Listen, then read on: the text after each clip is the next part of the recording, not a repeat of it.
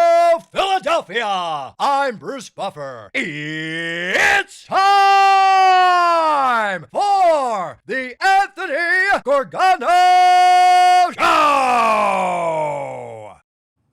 Good morning! Good morning, everybody. Wow, wow, wow, wow, wow, wow, wow, wow, wow. Oh, happy Monday to all across the Delaware Valley. This is the Anthony Gargano Show, and we're brought to you by Rite Aid. All of your goods that you need, your meds, your scripts, over-the-counter allergy meds, right there, Rite Aid, riteaid.com. Well, let's get right to it because, wow, I couldn't wait to talk to you guys. Saquon Barkley just makes that team so frightening. Their offense is the best offense that I've ever seen as an Eagles team. The best offense. Like, we saw dominance during the first Chip Kelly run, right? We remember the first game, we talked about it, warp speed and the whole thing, the hurry-up component of it, LaShawn McCoy, Deshaun Jackson, Michael Vick. This offense is even better. And look, right off the bat, you got to play the preseason. Right? Like, I think we all can agree that what you saw Friday night was a team, as great as the offense can be, it was a team that was rusty, that was not in sync. Like, we saw the snaps. We saw Jalen, some of his decision-making, right? We saw an offense that desperately needed to play in the preseason. Like, you just got to play them a little bit. All right, so if you put that aside and you extrapolate and you look at what this offense could be, my God, it's scary. It's just this was like a soft opening down in Brazil on a slippery field that was like a cow pasture. I mean, and they were able to go up and down the field against the Packers, up and down the field. I mean, you looked at Barkley and he was unstoppable. I mean, between the tackles, I thought he was going to bust a couple more runs. He looked great. And then when you add Barkley to a component of A.J. Brown and Devontae Smith, wow, my God. It's just, they just come at you in waves. They're scary. They can be scary. Now, again, there's a lot to button up. Jalen made some good throws. He made some horrendous decisions. He looked he looked rusty. I'll say it right like that. Good things, bad things, but overall, like, their talent is so vast on that side of the ball that they're just completely dangerous.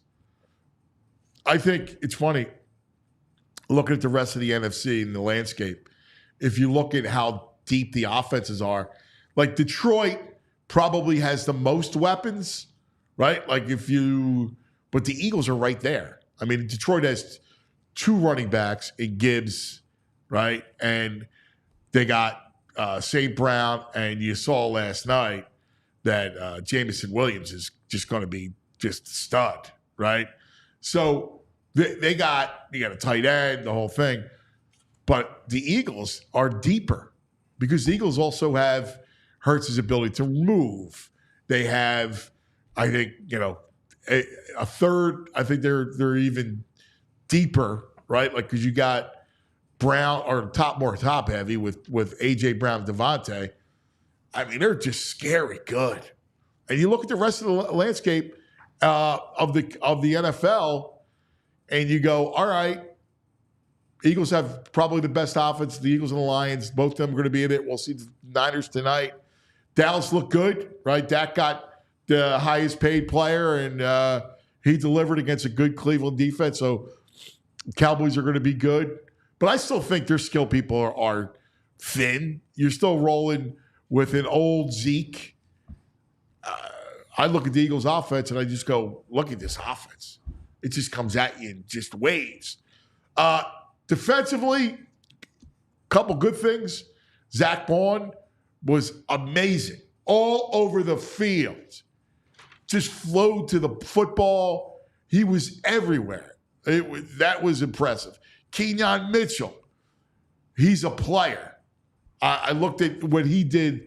He had some terrific moments. And it was interesting because Terrion Arnold, who's the kid from Alabama, who everybody loved, and it was between Arnold and Mitchell, and Arnold had 2 PIs last night in that game against the Rams. So you like Mitchell, Carter flashed. You got to get more off the edge. I mean, Bryce Huff. I mean, the edge, Nolan Smith. You got to get more pressure off the edge. That's what we're going to be talking about is can they get enough pressure? And Jordan Davis got to stay on the field. So defensively, they looked better. At least Zach Berman looked terrific. You're going to see DeJean get worked in. That'll help. But can they get enough pressure? And Carter just has to be able to dominate the line of scrimmage on that side of the ball.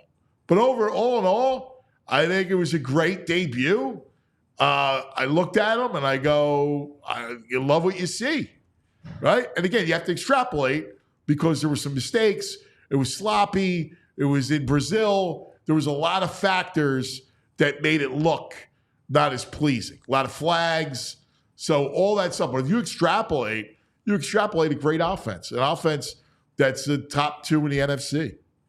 Let's go to our people. Good morning, people. JP John Zapata, VG Violations Greg. Buenos dias. What up? Barkley. I love Saquon. Woo. Thank you, Giants. He is he's going to really help because I don't think the Packers game plan for Barkley as such, but future coordinators now, it's going to open up things for the offense. You have to respect Barkley. He's going to run all over you. The offensive line looked really good. It did. I thought they were good. There was a couple of plays that looked like he was going to bust him. He was going to break through between the tackles. He ran really well between the tackles. He's gashing them between the tackles, I man. know. He's never seen an O-line like this either. Those holes were huge, It's funny you said that, right? Between the Eagles' offensive line and the Eagles' weapons around him, he's like in heaven. Yeah. Like, oh my God, I got support. Yeah, I think we had Brain said he predicted like 750 yards rushing for him for the year. Might be like 1,300. They keep going like this. Oh, yeah. There's no reason why. No. And out of the backfield on the wheel, it worked. Wow, that catch was ridiculous. Yeah, it was a great catch, man. I'm so excited about Barkley. We haven't had a back in my life. I mean, you got LaShawn, so Shady was the last one. Mm-hmm.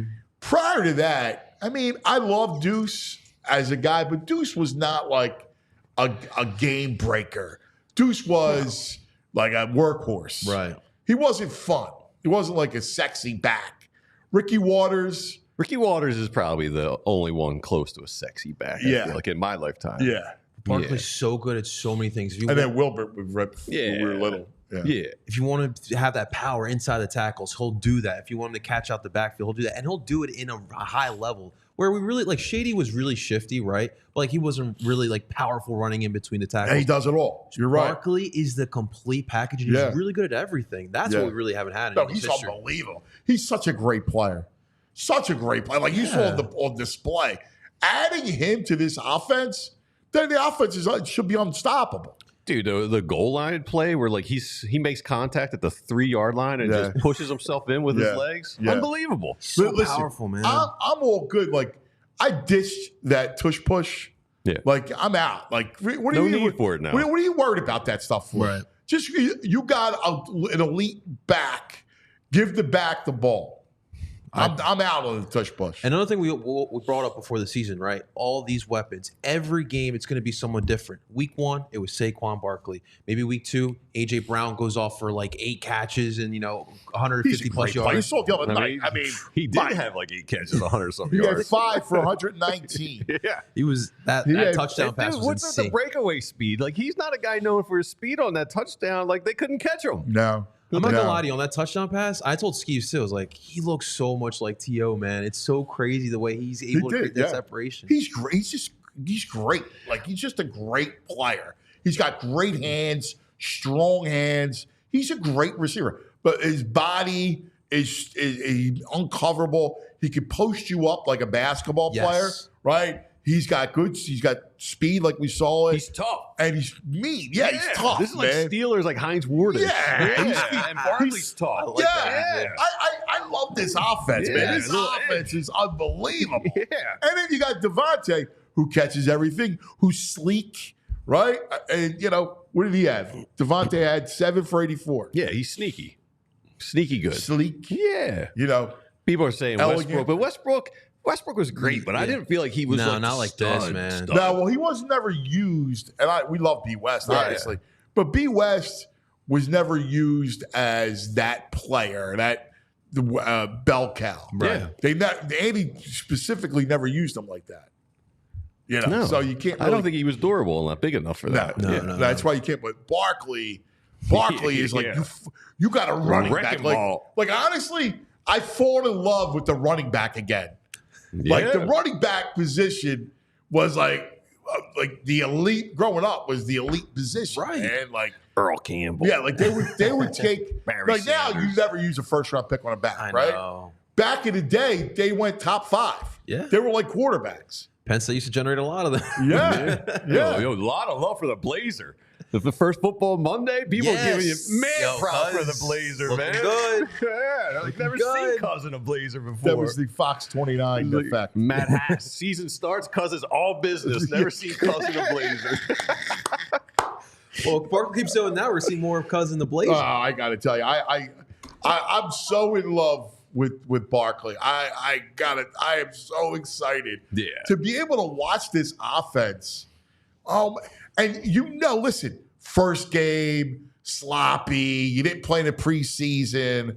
There's so many factors as to why it didn't even look right? And when you think about it, you scored in the 30s and you had all those factors going against you. Bad field, Brazil, you don't play, new center, and they still they put you in the 30s. Yo, props to the good Italian coach on this team, Fangio, because that defense, they could have been in a 14-0 hole.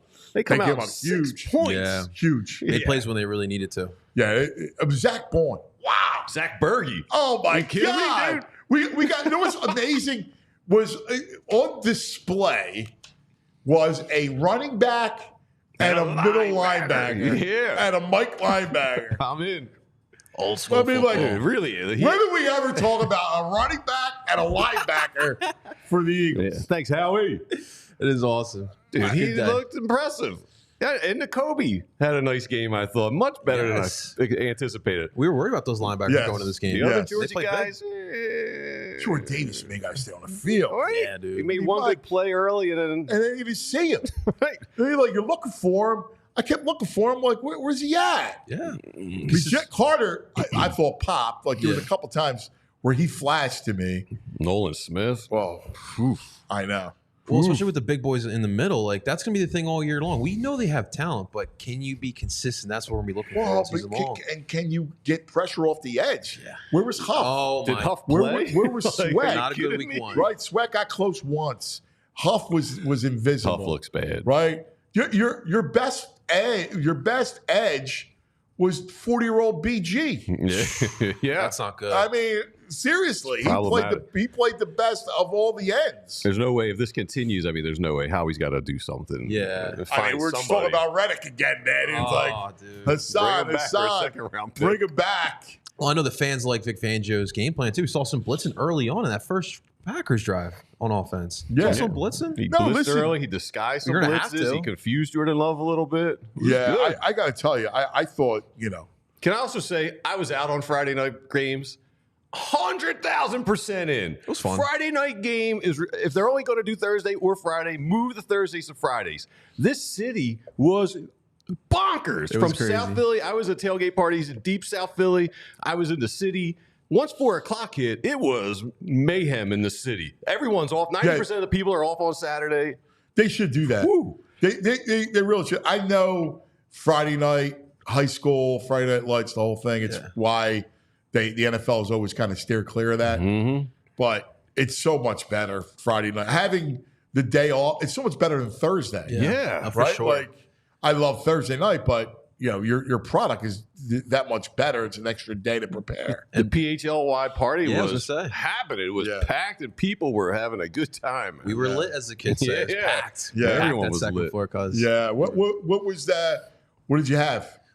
So we pretty much had the second floor. We had some drink specials for all of our diehards. They had some free drinks. We had a really good buffet. Tradesman's got some really good food too, guys. Especially the pork Tradesman's sliders. good. Good Yeah, spot. that Yeah. upstairs Really is good spot. nice. Yeah, they got that's a great spot. The Tradesman. And we had a little bit younger crowd, so in commercials, we had some music. Everyone was going crazy, Yeah. and they were ready for the game. It was fun Yeah, environment. it was a lot. I got to tell you, VG was flashing me pictures I was at second in Mifflin. all over the place. Yeah, the Mifflin Tavern had Yeah. a block party. It was great. Like all that stuff, so much fun, man. Oh my god! Everybody out on a Friday night. I mean, this is the precursor to when football returns. This is it, man. Yeah. Like the party. I took an Uber from South Philly to the Tradesman, and my Uber driver's from Haiti and not a football fan, but he was like, "Are the Eagles playing tonight?" He's like, "The whole city's wearing green." I was like, It's just nuts. Yeah. Like if you're from another country, Yeah. and you come here and you say, "What is the custom?" Like, wow, what is happening? Like the whole and everybody's in on it, right? Like the Yeah. whole city is in on it. They had 9,300 people at the link for the tailgate I for the know. watch Dude, party. good for Almost them. Good for 10,000 them, people. man. I know.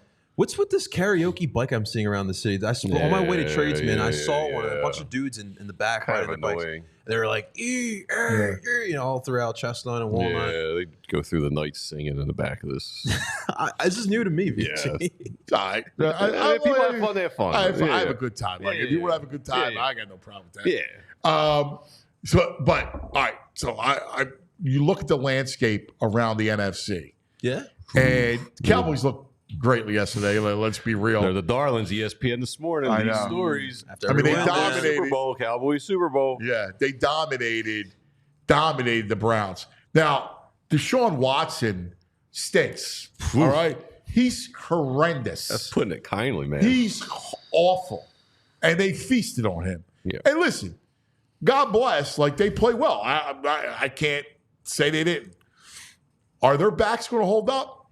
Like, is Zeke going to hold up? I doubt it. I mean, I mean, you don't think so. I love Brandon Cook's a good player, but you need He will not hold up. He's Not pretty always sure hurt. about that yet. right? Like, I just look at their skill people. I don't trust them. Now their defense is legit. Yeah, Parsons was I was going to say, all he's over the unbelievable. field yesterday. how does Parsons feel after the Dak extension? He didn't get extended yet. We'll be all right. They'll fall in line. You got to get the quarterback. Like he knows. I know his agent really well.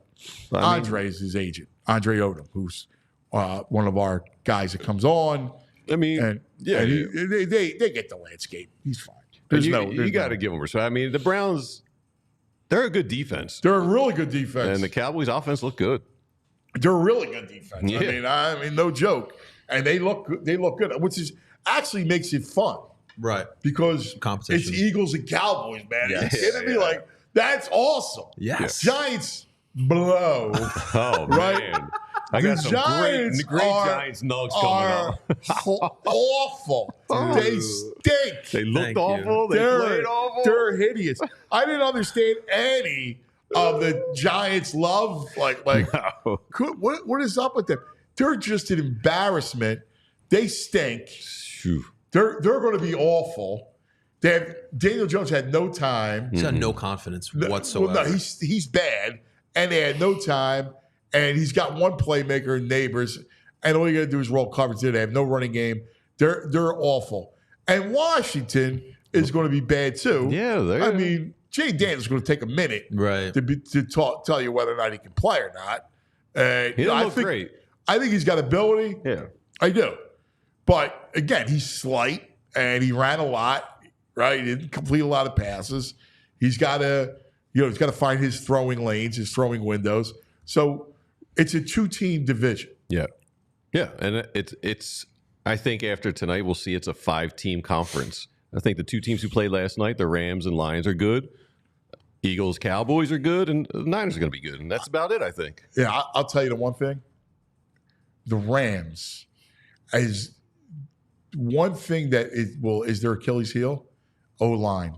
Yeah. Because if their O-line, and they were down tackles last night, And that's what now listen, Stafford played his ass off, right? Yeah. Like they played Cup. They're losing to Kua early, right? And he's got one weapon in Cup, and somehow they made it work. That's a good D line. The Lions got very good D line. They're good on both sides of the ball with the line of scrimmage. That's their Oh, whole Lions, thing. the Lions are legit. They like to Like win the the battle Lions, to front. me, the Lions are legit. Eagles, Cowboys, legit. Probably the Niners, right? We'll see them tonight. Yeah. Although I do like the Jets, and we'll talk about it. And look, I mean, when Love comes back, Packers, I still think will be good. I hated to see that, by the way, at the end of the game, seeing him go down like that. You never want to see the competitor go Nah, down. Yeah, dude. hopefully it's just a few weeks. We had I heard 3-6. Yeah. Yeah. Listen, we can empathize in a big way because Randall got hurt against the Packers. That's a good point. All right, and it cost the whole season in '91. It's weird karma. By the way, Cuz, Almost. where do you put Friday's game in the all-time home or season openers for the Eagles? That was a pretty good game. It was was in the top 10. Yeah, I mean, it was definitely exciting. It was Back and was forwards. sloppy, Yeah. right? But it was weird. It was a weird.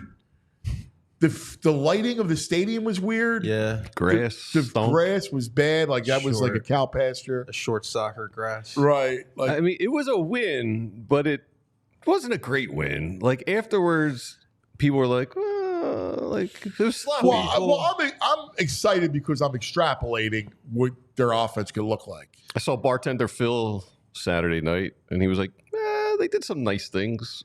Really? Was kind of his opinion. They did some nice listen, you things. put up that many points and you didn't play well, like that says something. And Green Bay doesn't stink. Yeah. I know they have a new DC. Yeah. But they, it's not like they stink. What made a good opener was Saquon's performance. Yeah, exactly. It was so much I fun to agree. watch. It's right agree over with there you. with T.O.'s debut. Yeah. I agree. I agree with you. I think having Saquon, I don't know, I'm giddy over Saquon. Yeah, because Now Jalen, dude, we need to talk about him. you just got to make your decisions, man. Decisions. I got some numbers. Hurts versus the Blitz. 6 of 7, 91 yards, 1 TD, 158.3 passer rating. Better than last year. Yeah, but those yeah. interceptions Yeah. were just terrible. Someone called for it. Yeah, I sometimes those numbers are kind of like phony. I know. And I thought he threw some terrific. Right. They had some Terrible. built-in pressures to help you, to help him. I thought you saw Kellen Moore his competence was in full display. Mm-hmm.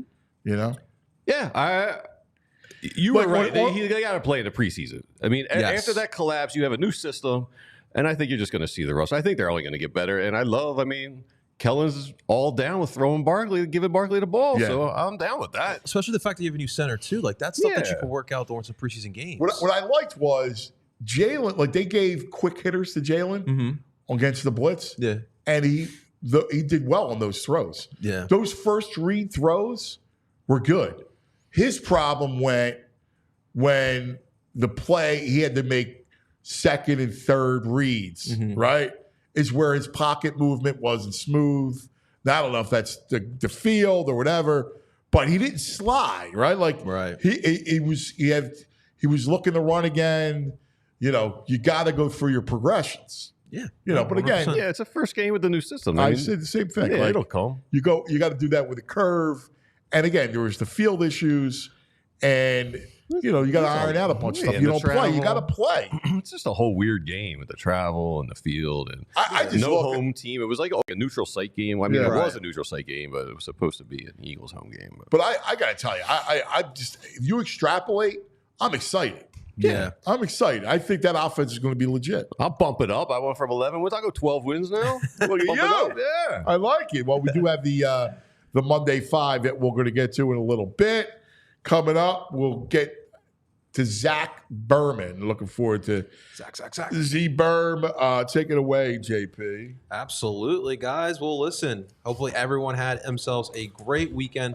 It was super fun. Well, obviously, we all had our favorite watch parties. We all had our bars that we went to, our parties that we went to as well. Especially this whole weekend was so much fun. But we still had some stuff to do around the house. So listen, on Saturday, preparing for some wedding stuff. Got to get some of those little things down packed as well. And, just got to make sure that home is nice because we're going to have some people over. So, my wife told me, listen, babe, fix the house for me. Make sure you get that lawn fixed. Make sure, the floors are squeaky clean. And so everything I needed for inside and outside the house, I went to our friends over at Ace because Ace is the place for the helpful hardware folks. And I know a lot of us are enjoying football. Listen, it was the first weekend where we had college and NFL on the same weekend. I was geeking out all weekend watching it too. So I didn't want to waste too much time with some other things. But guys, if you do need to make sure you need stuff around the house, make sure you are heading over to Ace, all right? And whatever you need, whether it be a leaky pipe or mowing the lawn, needing that lawnmower as well, Ace has that for you as well. And if you don't want to do it yourself, they have trained professionals as well that can help you out too. You can visit Ace Hardware Home Services online at www.acehardwarehomeservices.com to get your next project started here today. So guys, whatever it may be, inside or outside the house, Ace is a place with the helpful hardware folks. This allergy season continues, and thank God for Rite Aid. Fall allergies are here. They've been here. They last well into November, probably December. This pains me because I'm a big weedsman, but the main culprit, mold and ragweed. And ragweed is off the charts today, so I am a little sniffly. The allergic reactions we all get: runny nose, itchy, watery eyes, some wheezing, a little fogginess. So what can you do to get some relief? Sign up for Rite Aid Rewards emails at riteaid.com/rewards to receive email, pollen alerts, and ragweed alerts for your area. Shower more frequently than our producer Skeeves. Keep your windows closed, but that's so hard to do these days with the weather. It's hard to keep the windows closed. Yeah. So open the windows and go to Rite Aid and get some over-the-counter help. You can get nasal rinses to flush out those nasal passages. Grab some antihistamines such as Claritin and Zyrtec. And you can do those corticosteroid sprays if that's your thing. Flonase and Nasacort. Rite Aid's got all these in their own brand name, which are just as good, save you some money, and still need some relief. Ask a Rite Aid pharmacist if there's a different type of allergy medication, like a decongestant, that might be necessary.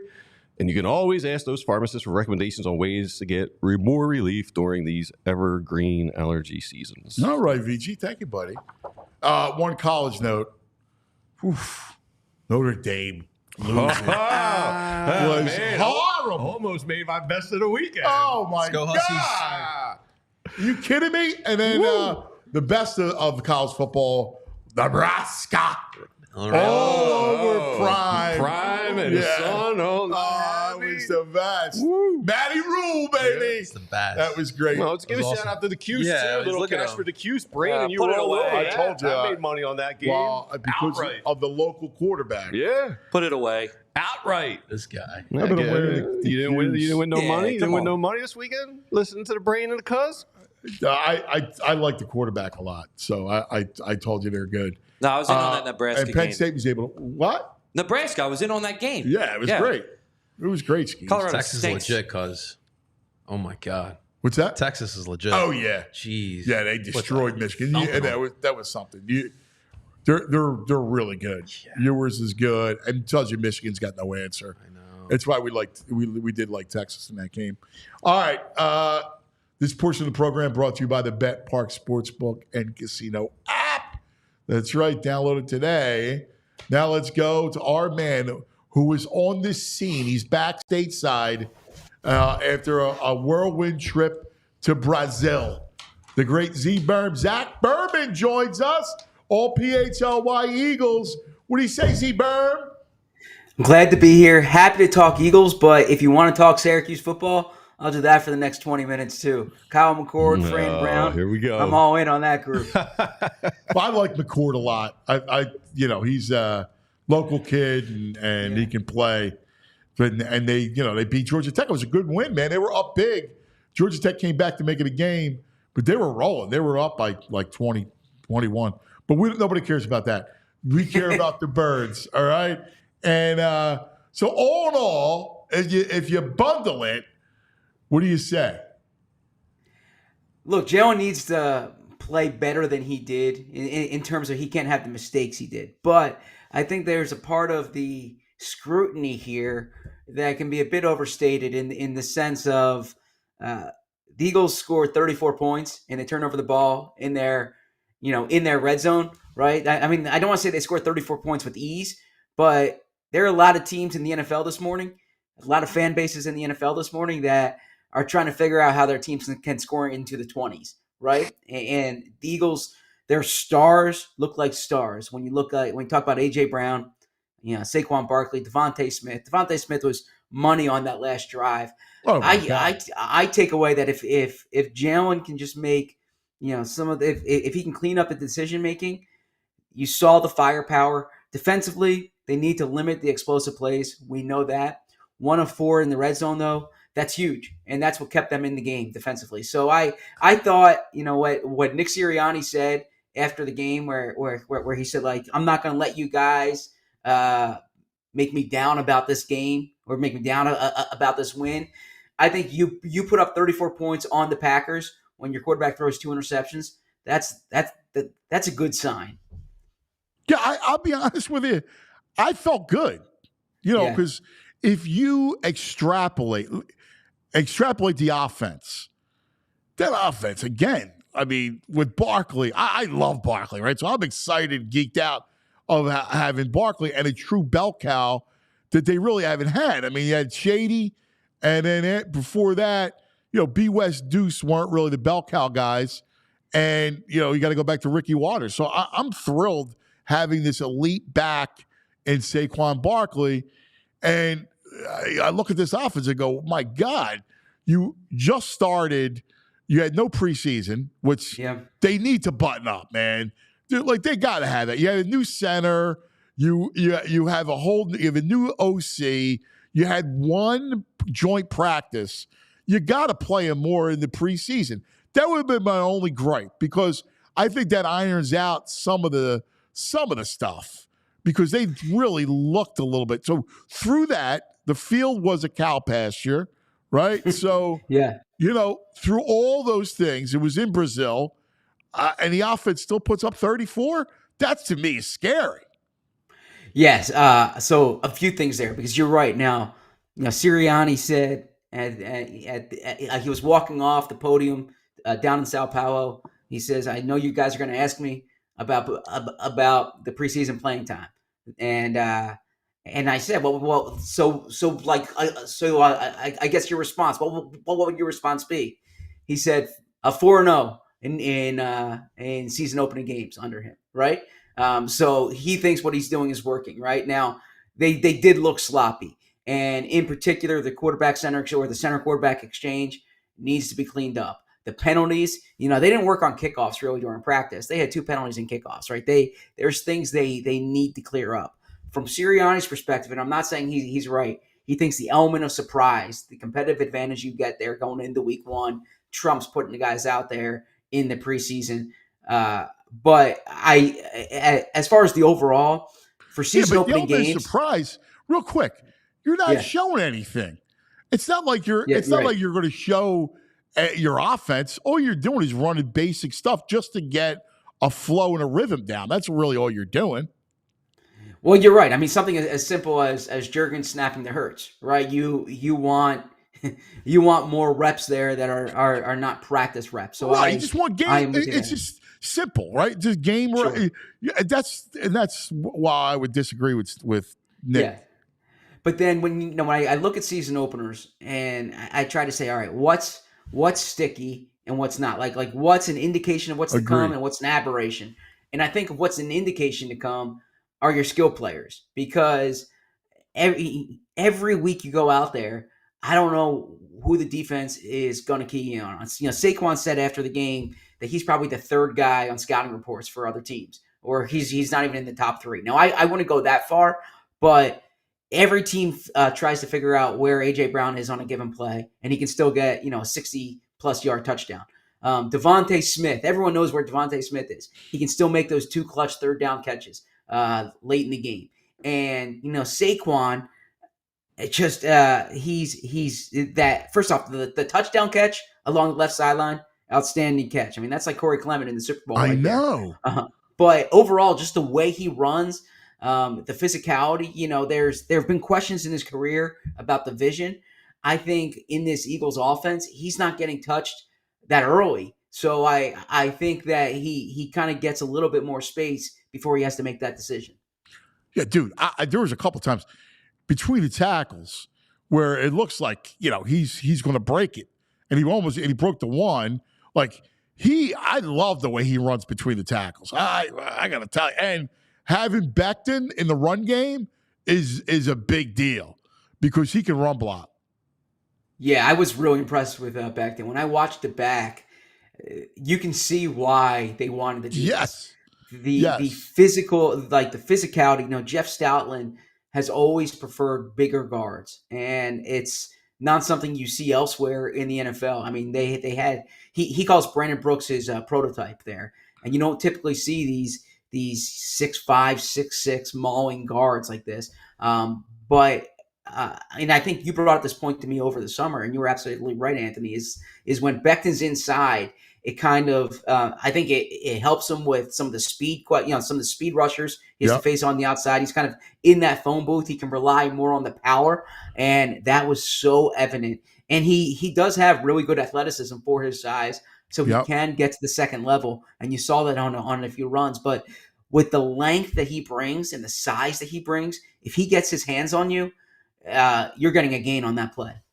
Yeah, I got to tell you, if you're Saquon, you're ecstatic, right? Because you have a real line and you have real weapons around you. Like, this is he must be in heaven right now, coming home, right? Coming here and having all that at your disposal.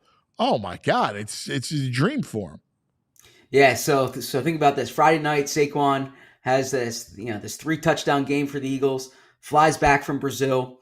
Saturday, he's at a youth football game in Saucon Valley, right? I mean, when I spent time with him over the summer talking about him coming home, at a big story last week on allphly.com, and he said that like he really wanted to do this. It was a no-brainer because of his proximity to his hometown. So he's able to get back to the Lehigh Valley for that game. And then Sunday, I don't know if he sat and watched that Giants game, but he sees Daniel Jones and that Giants offensive line. To use your point, he must be in heaven knowing that this is the offense he's functioning in, and this is the situation that he gets to play in. Oh my God! I mean, they're awful. I mean, they're horrible. All right, when it comes to Jalen, I mean, because listen, this offense should be. Well, we talked about it before. It's going to be in the 30s every game. I just see it. The only thing with Jalen, I think, what he needs to clean up a little bit, the decision making, all that stuff will come. And I thought he was really good on first reads. I thought, yes. Those slants. I thought Kellen Moore gave him some great, safety valves. Like right off the bat, he had answers against some pressure. But one of the things he's got to work on, to me, is the second and third progressions. Like when he's moving, he's still got to slide in the pocket, more purposeful steps to be able to throw the ball down the field and not lock in on receivers. Yeah, you hit it on the head. I mean, the encouraging part of the way he played is against the blitz, because that was a big question, and he was money against the blitz. And Fran Duffy has outlined that for allphly.com. Now, the flip side there is, when the decision-making when he's holding on to the ball, that second interception was inexcusable. And he did exactly what you just described to the audience. Like, he keyed in on A.J. Brown. He was late finding him. He was late throwing to him. And he needs to be better there. Jalen, you can't be throwing the ball to the other team in the red zone in that situation, right? I mean, the first interception, that was ugly too. That's a third and long. I don't quite know what happened on that play, but the second interception, inexcusable, absolutely inexcusable. I think Jalen would tell you as much too. So you want to clean that up. But I do think that because we spent so much time this offseason talking about him against the blitz, they had clear answers against the blitz. I mean, the first time he was hot there, you saw the pass to A.J. Brown there. That's a clear blitz beater. And if you get that in the offense, it cleans up a lot of what the concerns were going into the year. Huge. And you look going forward, their offense is a dramatic strength. So they're going to win off their offense. Now, defensively, Zach Berman was amazing. I mean, he was flowing to the ball. Oh my God. Kobe played well. You got to get edge pressure though. Like if I'm going to quibble, the biggest concern is you just no one off the edge. I mean, your best edge player was BG, who's 40.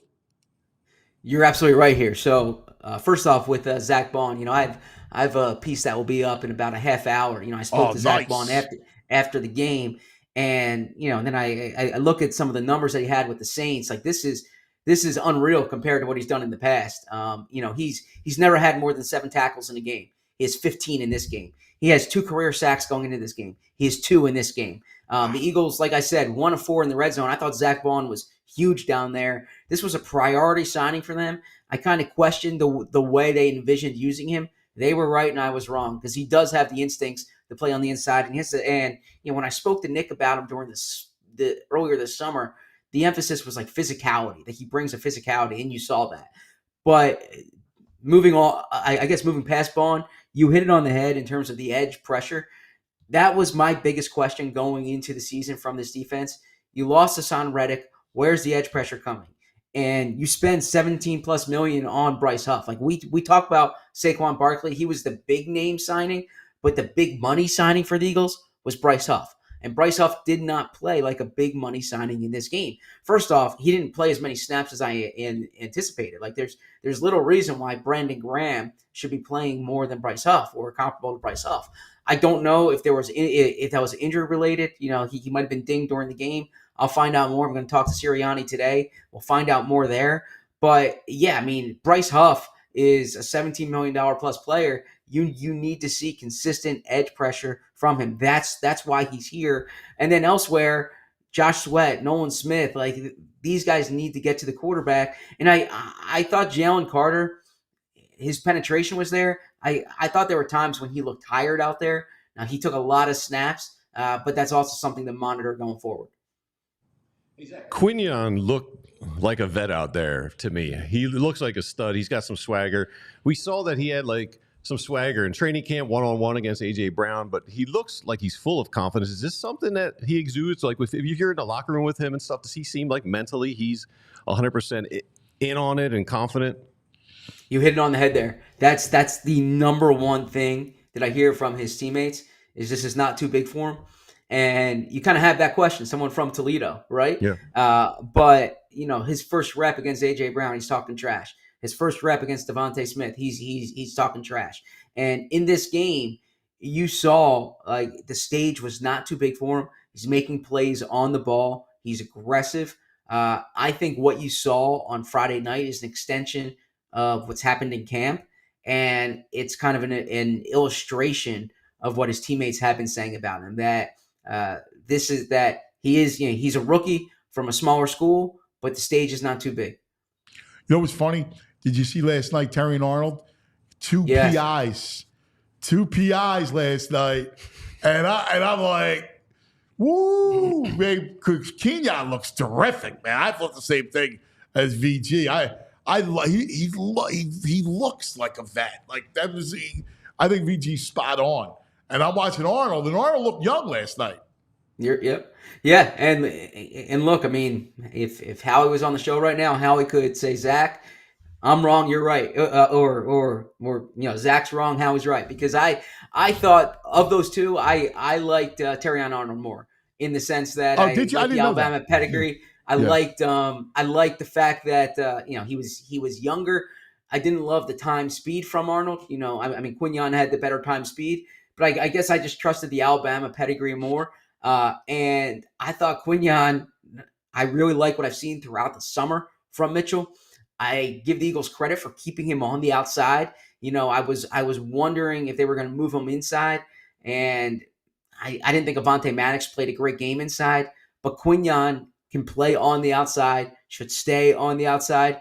Even when Isaiah Rodgers is back, I would keep Quinion as the full-time guy on the outside, too. And then I'd figure out what to do in the slot. Frankly, I would try to get Cooper DeJean up 100%. You and I are on the same wavelength there. I would get DeJean up to speed. They have a little extra time here this week. And I think there's a part of this, and I know that Howie's mentioned this in the past, and he's absolutely right. With young guys, it's almost trial by fire sometimes. You can't keep them on ice. The way to learn in this league is by playing in this league. And I would put Cooper DeJean out there sooner rather than later. Me too. I'm with you. Hey, so tell me about Jordan Davis, because early he flashed and then you didn't see him on the field. Yeah, kind of the story of his career, right? I don't have a firm answer there. I kind of, in watching the film, I had the same takeaway you did. But yeah, I mean, they don't have a backup nose now. They were in nickel most of the game here, right? Talking to Vic Fangio last week, he said they wouldn't really have to use a backup nose. I think Thomas Booker's the guy who it would be. But if you're looking at Jordan Davis, do you want him to be a 50% snap guy, which is what he's which is what he was in this game, or do you want him to be like a 65% snap guy? And I think that things, best case, he's able to play 60 to 65% of the snaps, because that means he's in there affecting the quarterback and not just as a run stopper. But if he is a run stopper, you got to stop the run. And what I'd be concerned about with the Eagles, like I said at the top of this interview here, or the top of this discussion, was the explosive plays. And they were running up the middle on the Eagles. And I think that's something where Jordan Davis needs to fix that. Yeah, I'm with you. Hey, Zach, we've talked about this whole Sirianni role jokingly, but from watching the broadcast, he seemed to really fit in with this role. Like, I liked him talking to the receivers on the bench, hyping them up in the post-game, pre-game. He seems like more comfortable, and I don't know, just this is going to work out for him. Do you get that vibe from him on the sideline? Yeah, it's interesting because I kind of think, like, from a game day perspective, I don't know how much has changed for him in the sense that he wasn't calling the plays before. I do think that Sirianni, and I know that Sirianni's more mindful than ever right now about his sideline demeanor. And it's something that's been a point of emphasis, I think, from above Sirianni to that the body language on the sideline, the emotion on the sideline, the way he reacts on the sideline, whether it's with officials in particular, but just in general, like, people feed off of that. And I was not watching the TV cut, right? But from what I've seen, yeah, he wasn't on the refs as much. You hit it on the head in terms of the description of how he was interacting, and this is where Sirianni's best, frankly, is like the way he manages people, the way he is in that locker room, and you saw that extended to the field. Yeah, it's interesting. He didn't seem neutered. I mean, he's still, he was still animated. How much are they trying to percentage wise dial him back? I think with officials, quite a bit. Yeah. I think that's a big point of emphasis, is how he is with officials. I also think just from an observation, he struck me last week as really loose going into the game. And I thought that was a good sign, because we all know he's under a lot of pressure. He knows he's under a lot of pressure. I thought last year he was tight, or I shouldn't say tight. He was tighter than I typically know him to be. I thought the locker room was tighter than they should be. And I thought you saw that early in the year. And I think that he just struck me as loose, confident. He struck me as almost the way he was in 2022. And whether it was intentional or whether it was the way he was feeling, I do think that's contagious. I think when you're tight, people notice it. And when you are loose, people notice it. All right. So lastly, we got Monday night. So they got a bit of a respite. And then you come back at it against Atlanta on Monday night. What's the schedule? What's it looking like this week? Yeah, so the Eagles have this almost like a mini bye, all right, because they won't be back on the practice field, like from a game planning perspective, until Thursday. Now, they'll be in the building before then, but they had the weekend. They're going to have something early this week, but really it's not until Thursday when they're out there preparing for the Falcons. And I was able to watch that Falcons game yesterday. That did not look good offensively. The Falcons need this one here. But, I think back. Kirk Cousins, line, they struggle. That line's not good. Yeah. And, Kirk Cousins keeps throwing these interceptions. I saw Raheem Morris after the game says they need to get Drake London the ball more.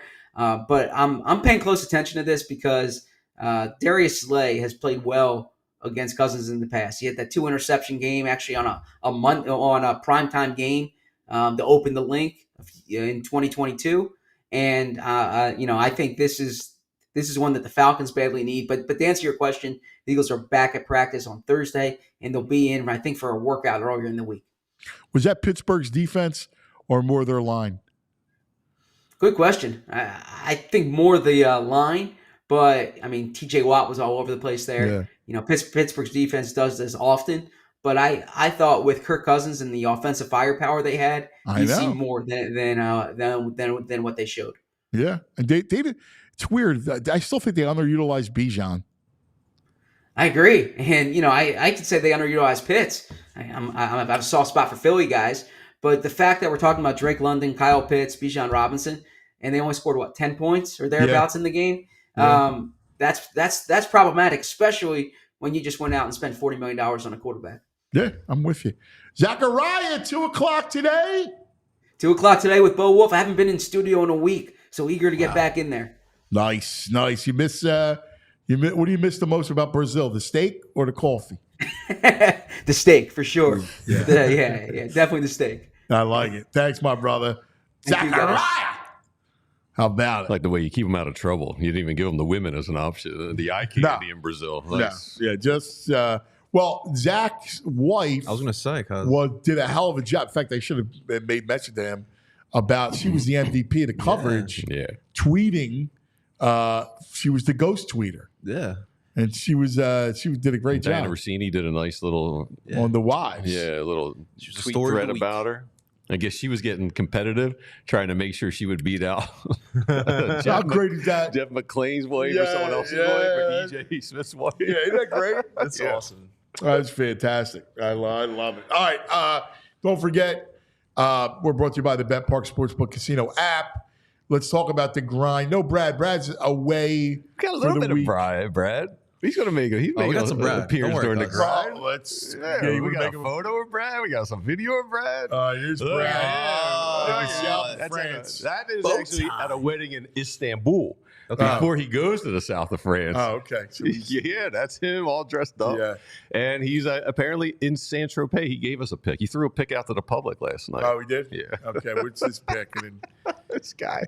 Yeah, it's amazing. God. Oh, my God. The brain. Brain is what? Brad, give a pic to your fans, baby. Let's go.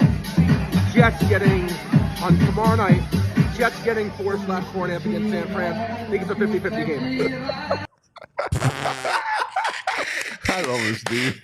First of all, he's wasted, right? He's wasted his seat. Yeah, he's wasted. All right. Would you take his?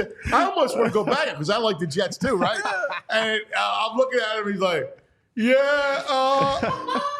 And like whatever his wife says, whatever his fiance says, he'll do. And he's like, yeah. The Jets getting 4.5. Well, it's 3.5 now, Brad. You're sleeping out there in Saint-Tropez. God bless. What's your pick for the fans, baby? I love Skeeves doing Mrs. Brad. Oh, it's fantastic. Skeeves, you're great at doing Mrs. Brad. Bradley. Bradley. The trophy. A little bit of a high maintenance And he's got the situation. He's got the house music in the background. That's a classic, cuz. Hey, fabulous. That's a classic. Fran Duffy's going to join us coming up in about 10 minutes, so we'll get to Fran. I got a inside game. A little parlay for the people for the grind. On Bet Parks right now, you could do. It's a Skeens day, so you do Pirates. They're playing the Marlins, I think. Pirates minus 1.5 runs. Skeens over 6.5 strikeouts plus 163. Oh wow! Yeah, I like that. I do like the Jets today. I think the Jets win the game. Oh, you're calling an outright? Yeah, I do. What's that paying on Bet Parks? I do. I like Jets them. outright. I like the Jets. Plus 175. I think they're going to have a big almost night. Double your money. Yeah, I think they're going to have a big night. Phillies tonight. Yeah. Sanchez against the Rays. Sulcer's pitching, he's a young kid. Mm-hmm. So Phillies are a big favorite on the Bet Parks app. They got to get back to. Yesterday. People are ugly. I mean, they went 4-2 on the road trip. Exactly. Yeah. I mean, You know why? It's just the way it ended. Yeah. The last 2 games were ugly. Right. The last 2 games are the boys are partying in Miami. Yes. It's an empty stadium. No, that place is dreadful. Yeah. I was talking about this morning. Like, don't worry about stuff like that. Yeah. Like, oh my God. Yeah. Like when you know what's amazing about us? Mm-hmm. We are so manic Yeah. that if they lose a game, it's like I was at. We had a baseball game yesterday, travel tournament. Mm-hmm. We had 3 games yesterday. In fact, we had games all day yesterday. So I was talking to people, and they're like, "Phillies, they ain't getting no hit. Phillies lose 10-0. Oh my God, Phillies." I'm like, relax. Like it doesn't mean anything. Listen, they're back. Yeah. They passed the tests. Their bats are back. They're pitching. I mean, y'all like to see Ranger get a little bit more velo. Yeah. But other than that, they're back. Yeah. I mean, that game, that's Seth Johnson. Is that his name? Yeah. Yeah. It was just. Yeah, it's throwing a guy out there. Yeah. And then Lazar, a couple of these, that was a gave away game. Yes. I'm being honest. I was at a bar yesterday around that time, and it was 1:00 games. I was like probably the only one watching the Phillies. Everyone was on the red zone. I was like, it's the Phillies, man. Well, I'll be honest with you. Like, they were an afterthought to me yesterday, too. Yeah, me too. I did go back to red zone once it was like 10-0. I was like, all right, it's fine. We'll take this L. Let's go back to red zone. I mean, Yeah. I think they're 7-3 their last 10. There's no shame in going red zone yesterday. No. Yeah. First full slate of football. Oh. I was at the field, but I was on my phone the whole time Yeah. watching the games. When you hear Scott Hansen say 7 hours of commercial-free football, oh, it's orgasmic. Yeah, you like that, huh? You see his tweet in the morning? Kidding me? See his tweet? He woke up at 4:29. He set his alarm for 4:30 because he was that excited for some NFL football on Sunday. Yeah. We had the red zone countdown going. We were all sitting there. My family and I were sitting there watching the countdown. clock? And So then you when it guys- got to the last 10 seconds, we're like 10, 9, 8, it's coming, baby. Really? Yeah, So yeah. you guys, this is interesting. So you built the whole day of just watching red. You don't watch the full game at all? No. No. No. No, Boomer. No. No. Boomer. The they Eagles, were red yes. zone. The red zone's been around forever. Cuz. Eagles- Relax. You're older than me. You get tweaked so much with the Boomer. Eagles game, yes. Sunday night game, yes. But, from 1 o'clock until 6, it's red zone. Yeah, see, that's funny, man. I like a game. I prefer a game too. Red zone, I get the theory. Red zone, it's great, but there's nothing like just focusing on that one game. Yeah, I just all wanna those watch a game matchups. on No Oh. good game to focus on yesterday. Oh, well, Wow. you weren't excited about Steelers and Falcons? Yeah, no, I hear you on that. No, listen, I guess here we had Steelers, Falcons, and then Bengals and Patriots were on CBS. Bengals. And we had- Ugh. Oh, Dallas game. Can we talk about Tom Brady? He stinks. He stinks. He stinks. You know His what's voice is all nasally. He's all uncomfortable sounding. You know what's weird about Brady? Yeah. Is that he doesn't have a great personality. Right, that's what it is. No, Like, he's not fun. Outgoing Guy or eats nothing fun. like, yeah, there's nothing fun about him. No. And he's not like, I can't explain it. Now, again, we'll see if he grows on us. Right. But like, there was something about Aikman that you felt like, even though he was a cowboy, the whole thing, he was great. Right. Like he Yeah, I like Aikman. he was great. Like all those analysts, even Collinsworth, who gets on my nerves, but he's great at what he does. Well, I don't know about you guys, but I do like Greg Olson. I really do. I think he does a really I good don't. job. No, I also like feeling You like like Greg Olson? I do like Greg What's it Olson. like? He's like a piece of lettuce. He's got I nice, actually like good lettuce hair too. flow. There's nothing. Listen, I don't think he's bad, but I don't think he provides anything interesting. I need a mixture of two things because I need relatability and I need someone who actually knows about the sport. And I think he knows the I think he game. gives me both of those Are things. you calling him romaine lettuce or iceberg? Iceberg. He's Oh, iceberg. he's iceberg. Man. Yeah, I mean, there's nothing I'll give him the interesting romaine. about. Nah, he's A little iceberg. crunch, What's interesting about the him? flavor. Yeah, I don't like Olsen. I mean, I don't think he's bad. I mean, but I don't think he's the lead analyst. You're going Brady over Olsen? Well, I don't like Brady at all. Brady was bad. You gotta pick one guy. I don't like him. I don't like Brady. I didn't like Darryl Brady. Johnson. I think Love he's Moose. all right. I've Yeah, always he's good. I do I've like him, always too. been a big Moose Now, fan. the only thing I can say is Brady's probably, I haven't seen reviews. I imagine he's getting trashed. He's one who gets motivated. Maybe maybe by the end of the year he's got it together. But right now he blew. But my only issue with Brady is he's not like a lovable figure. He doesn't. It's going to be a hard role for him. I'll be honest with you. I never really saw him. I don't know why he's doing it. I mean, the money's the money. But I don't know why someone would think he's worth that much money to do it. Like, he's not a draw. Like, how could any player just be a draw for a broadcast? If anything, people don't. They dislike him because he was so great. Right. How many teams do you make the fan base cry? Think of the Falcons fans right now. Yeah. No, it's true. I hate one. All right. The grind was brought to us by the BetPark Sportsbook and Casino app. Let's talk all about it. Download it. Week 1 in the NFL still goes on tonight. As we said it, Jets and Niners. Niners 3.5-point favorites on the BetPark Sportsbook and Casino app. Download it right now. I like the Jets, man. I like them with certainly with the points. I think they win the game outright. I think Jets going to be good. I have that kind of vibe about them. I like their skill people. Rodgers looks like he's dialed in, man. Yeah. And so I like the Jets. I think they're going to become the story.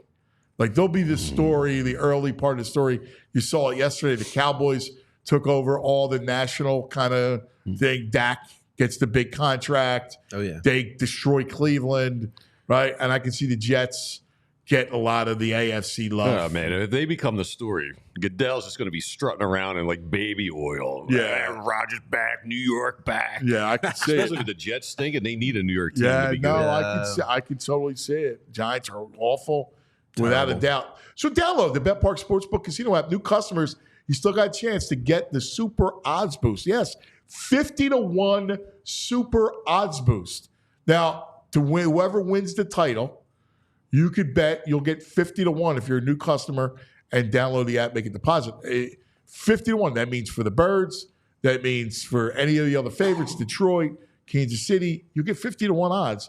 So download it right now. BetParks.com has all the details. And again, baseball, online casino. You want to do like VG and play a little baccarat or play a little live blackjack. You can do that, mess around, have some fun. Slots, they have everything. So check out BetParks.com.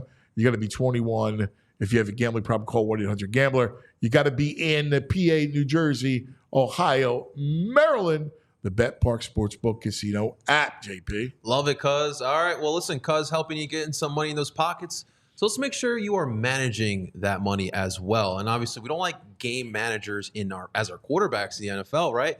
But with TrueMark's money management tool, you're going to love this because they're going to make tracking your finances that much easier, that much smoother as well. Because listen, finances today, it's not fun. All right. It is definitely not fun. And I sympathize with all you guys, but you want to make sure, like, listen, having a credit union like TrueMark Financial, it really does make a huge difference. All right.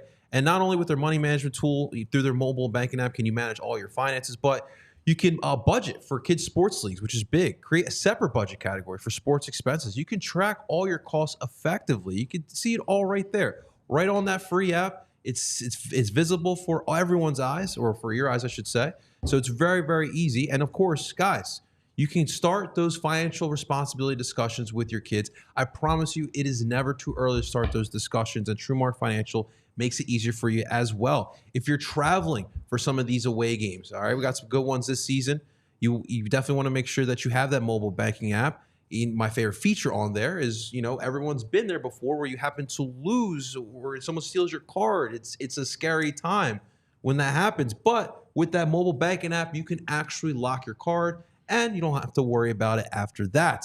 Guys, right now, start your credit union career. Visit TrueMark.com/PHLY. That's TrueMark.com/PHLY. Or if you're a little old school like myself, 24 branches in the Philadelphia area, you can visit them and they'll be more than happy to visit or answer your questions. TrueMark Financial is federally insured by the NCUA and is an equal opportunity lender. Start your credit union career here today with our friends at TrueMark Financial. That's right, TrueMark Financial, and they bring us the 10 o'clock hour. Uncle Frank Olsen is like arugula that is 2 weeks old and very wilty. Come on, Uncle Frank. He's a nice arugula I'm salad, team arugula, refreshing, too. light. Yeah, I'm a team arugula. Love arugula. Yeah, I'm That's with the you on best. it. Yeah, it's a good green. Lemon juice. Football olive oil. Monday, we're talking leafy greens. Eagle greens, baby. Jim from the Palm is all eagled up. I'm curious if my man Jim from the Palm, what his updated win total is. Jim was always the guy who was always looking at it, keep you grounded.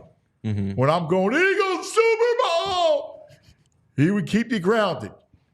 I'm curious where he's at. With their offense, I mean, they're a top 4 team in the listen, I think the contenders are who we thought they are. Yeah. Look, Tampa played well yesterday. They are who we thought they were.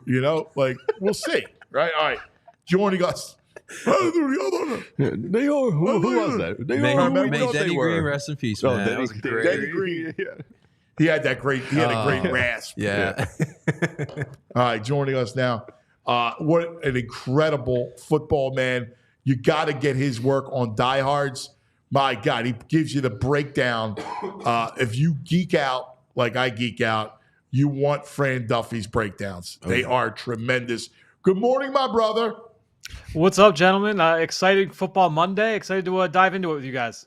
I'm excited to talk leafy greens. Yeah. we gotta get the roughage talk in there too, obviously. Well, the roughage is the run, man. And I got to tell you, nice. I'm excited about the run. I'm loving Barkley. I love having a real back, something that, listen, Dead Shady, B. West was more of a weapon type of guy. They haven't had this bell cow back like Barkley, Franny. I love what the O-line did in the run game. I'm sure you broke that down. What did you see?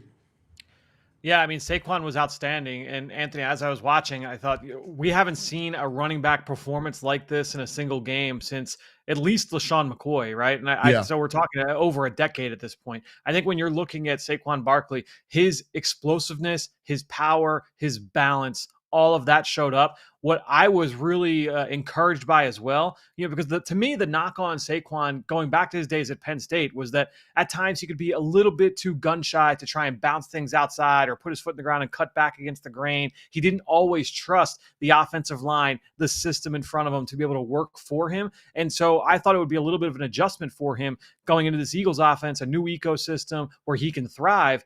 Well, we saw it from the jump where he just showed an incredible amount of trust and determination. The way that he was able to consistently run behind his pads. It wasn't the 34-yard run. It wasn't just the 18-yard touchdown reception. Even the touchdown in the low red zone that he made that really nice jump cut and got downhill. Those were all good. But to me, like some of the dirty yards that he got in the red zone, some of the 6-yard runs where he said, you know what, I'm just going to trust that this double team is going to hit, and let's just keep this one as a ground roll double rather than try and find a home run. I thought that I was most impressed with Saquon Barkley's ability to do that in this scheme. There was plenty else to like as well, but I loved what we saw from Saquon in week number 1. And you know what? That line, let's talk about the interior part of the line because he ran so well between the tackles. And to me, Becton stood out. I brought this up to Zach. I love Becton at that guard spot. And I thought that paid dividends right away. It'd be tough for him to consistently play low to high, get under another defensive lineman's pads and get him off his spot. He's just going to have to win with sheer mass and force of will just because of how he's built. If you're a 6'8" guard, that's why some people don't like guards to be as big as he is. But when you have a guy like Juergens who he's got that natural leverage working in his favor, he is always going to be playing low to the ground. He can get underneath those defensive tackles and just uproot them off their spot. So on that touchdown run, the Saquon, it was like, what was it, a 7-8 yarder in the red zone. You saw, Cam Juergens and Becton were able to get Kenny Clark off of his spot. To me, that was Juergens' ability to get down and under and just uproot him. And then Saquon did a great job playing off of that. And then he's just galloping into the end zone. Just big time from that group up front. All right, let's stay with the offense. We also remarked about how well that the Eagles had answers for pressure. They knew that pressure was coming, and Hurts had very good numbers against the blitz. There were built-in fail-safes and I thought on his first read, especially when it was hot, he did well. I thought he was on the money.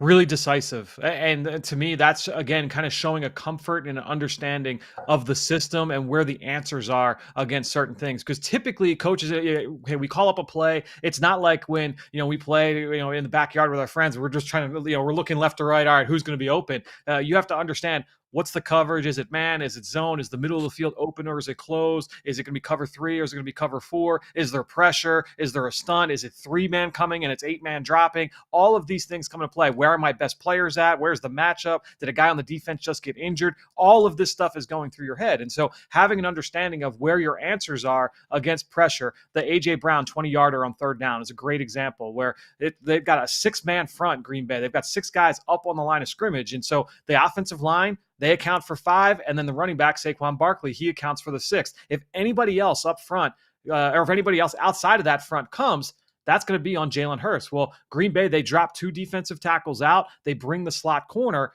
That's on Jalen. He has got to block that because Lane Johnson's not going to be able to block that slot corner. So the slot corner is coming from his right. Jalen knows, hey, I feel like I'm going to have pressure. Where's my answer? I'm going to the left. Here's A.J. Brown. Anticipation throw. He gets the ball out before the receiver gets out of his break, before the corner is able to get there.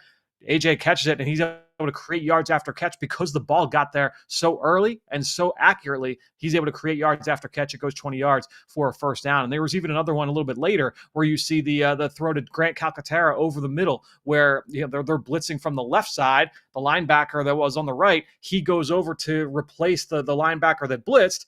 And now Jalen Hurts is able to hit that void. And so just great understanding of where to go with pressure. That's one of the things that I was most excited to see here in week number 1 from this offense. I was thinking that Green Bay was going to blitz even more than they did. We didn't even see any cover 0 pressures from this defense, but I was excited about what we saw in week 1.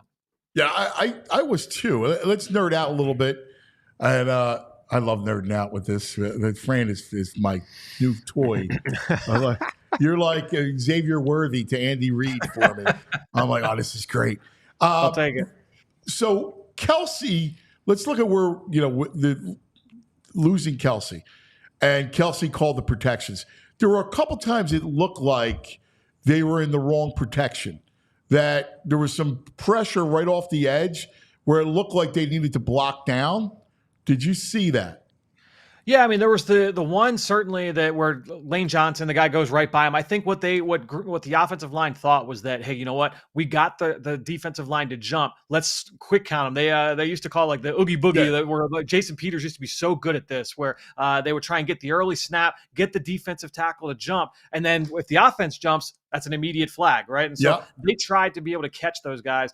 You probably needed a little bit more of a sell from Mekhi Becton at right guard in order to draw that flag. They didn't get the flag, so Lane Johnson's laid out of his stance, and the defensive end, Rashawn Gary, blows right by him and gets the sack. I think overall, there's going to be some blown protections, but I didn't think it was a huge issue. The blitz stuff, again, that Keyshawn Nixon one is a good example.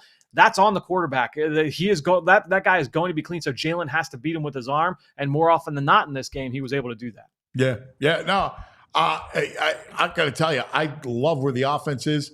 Now, obviously, Jalen's got to button up some of his decision-making. Yes, no question. The thing I want to see Jalen improve on, he was locking in on receivers at times, and he also, first reads, he was really good, but second and third progressions, going through his progressions is where I think that's his next level, right? Like that's when this offense becomes almost unbeatable, when he's tackling, looking and seeing what he sees and going through progressions, not wild taking off, slight movements within the pocket to be able to throw the football down the field. And I think that when you're talking about processing for a quarterback, you really kind of split that in half. And there's the pre-snap stuff and the post-snap stuff. And obviously, Jalen has not had to worry about any of the pre-snap responsibility to this point in his career. And this is going to be new for him this year, is handling all of that. And so he's going to have to handle that. So I think it'll be really important for the coaching staff to try and take some of the post-snap stuff off of his plate so that way he can handle all of the pre-snap responsibilities that he's going to have. And to me, the early signs for that are all positive. And to me, a great example of that is the first touchdown of the year, the 18-yarder to Saquon Barkley, or they ran the wheel route out of the backfield. Now, you had the pre-snap motion, you had the backfield action with the guard pulling just to hold that linebacker, and you get Saquon out. And it's a beautifully designed play. It's a great throw from Jalen. But what I liked most about it, Anthony, as well, was that you also had, and we could see it here on the video, you see Dallas Goedert wide open there on the 5-yard, on the crossing route coming from the other side. And if you're Jalen, let's say the safety doesn't bite on the vertical routes, or let's say the corner falls off of that and he takes away the wheel route to Saquon. That's not there. In the previous iterations of the offense, often if that first read wasn't there, Jalen had to get his eyes all the way back to the other side. His eyes got to run around and create. A lot of the times, that wasn't even, oh man, Jalen, that's bad by you. That's just kind of the timing of the system and how it worked. It just wasn't always working to his favor. And so to me, when you look at that play and you say, okay, if Saquon's taken away, his next read is right there in his field of vision. He doesn't have to go all the way from right to left. He immediately has that right there, and he can check down to Dallas. Dallas probably doesn't score there, but he's probably getting a first down. And so for me, that's where this Kellen Moore offense is going to be really beneficial to Jalen Hurts, is that some of these reads are going to be a little bit more defined, a little bit tighter, a little bit easier for him to get through. If he's handling all this pre-snap stuff, let's take some of the load off of him mentally after the ball snapped. Yeah, that's a great point.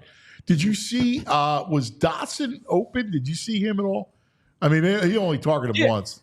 Yeah, that's the thing. They only targeted him once, and it was that near pick six towards the end of the game. So they kind of used him as, and that's honestly, that's kind of what I expected coming in. Number one, because he was kind of late to the game, right? Yes. Getting it traded, right before the end of the preseason. But then also, when you've got AJ, you've got Devontae, Anthony, you and I discussed it right after the trade, was that he doesn't need to be the guy. So I don't anticipate that he's going to have like 7 target games. If he does, I mean, probably an injury elsewhere. And so to me, he's going to almost be like a sacrificial lamb for some of these other receivers to be able to running get clear outs, the field one way or the other. Yeah, running clear outs. You can see it. I just thought, it's funny the way they used Quez, where there's always one shot play that I think that at some point you can get him. And that's kind of, let's look at the other side of the ball, and let's look at, the good was Zach Berman. I mean, my God, was he just incredible. Flowing to the ball, VG. They were fast. He looked fast. Oh, man. Franny, a linebacker, Fran. An Eagles linebacker. We don't see too often. Try.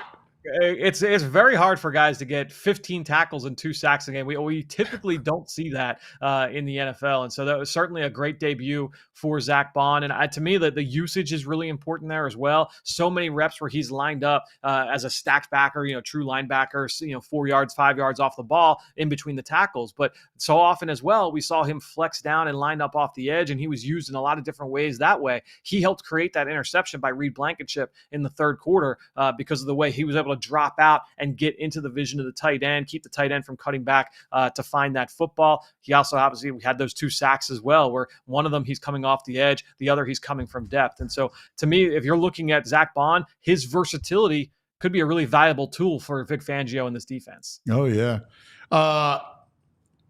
Edge, nothing. You got nothing from the edge. Huff was a ghost.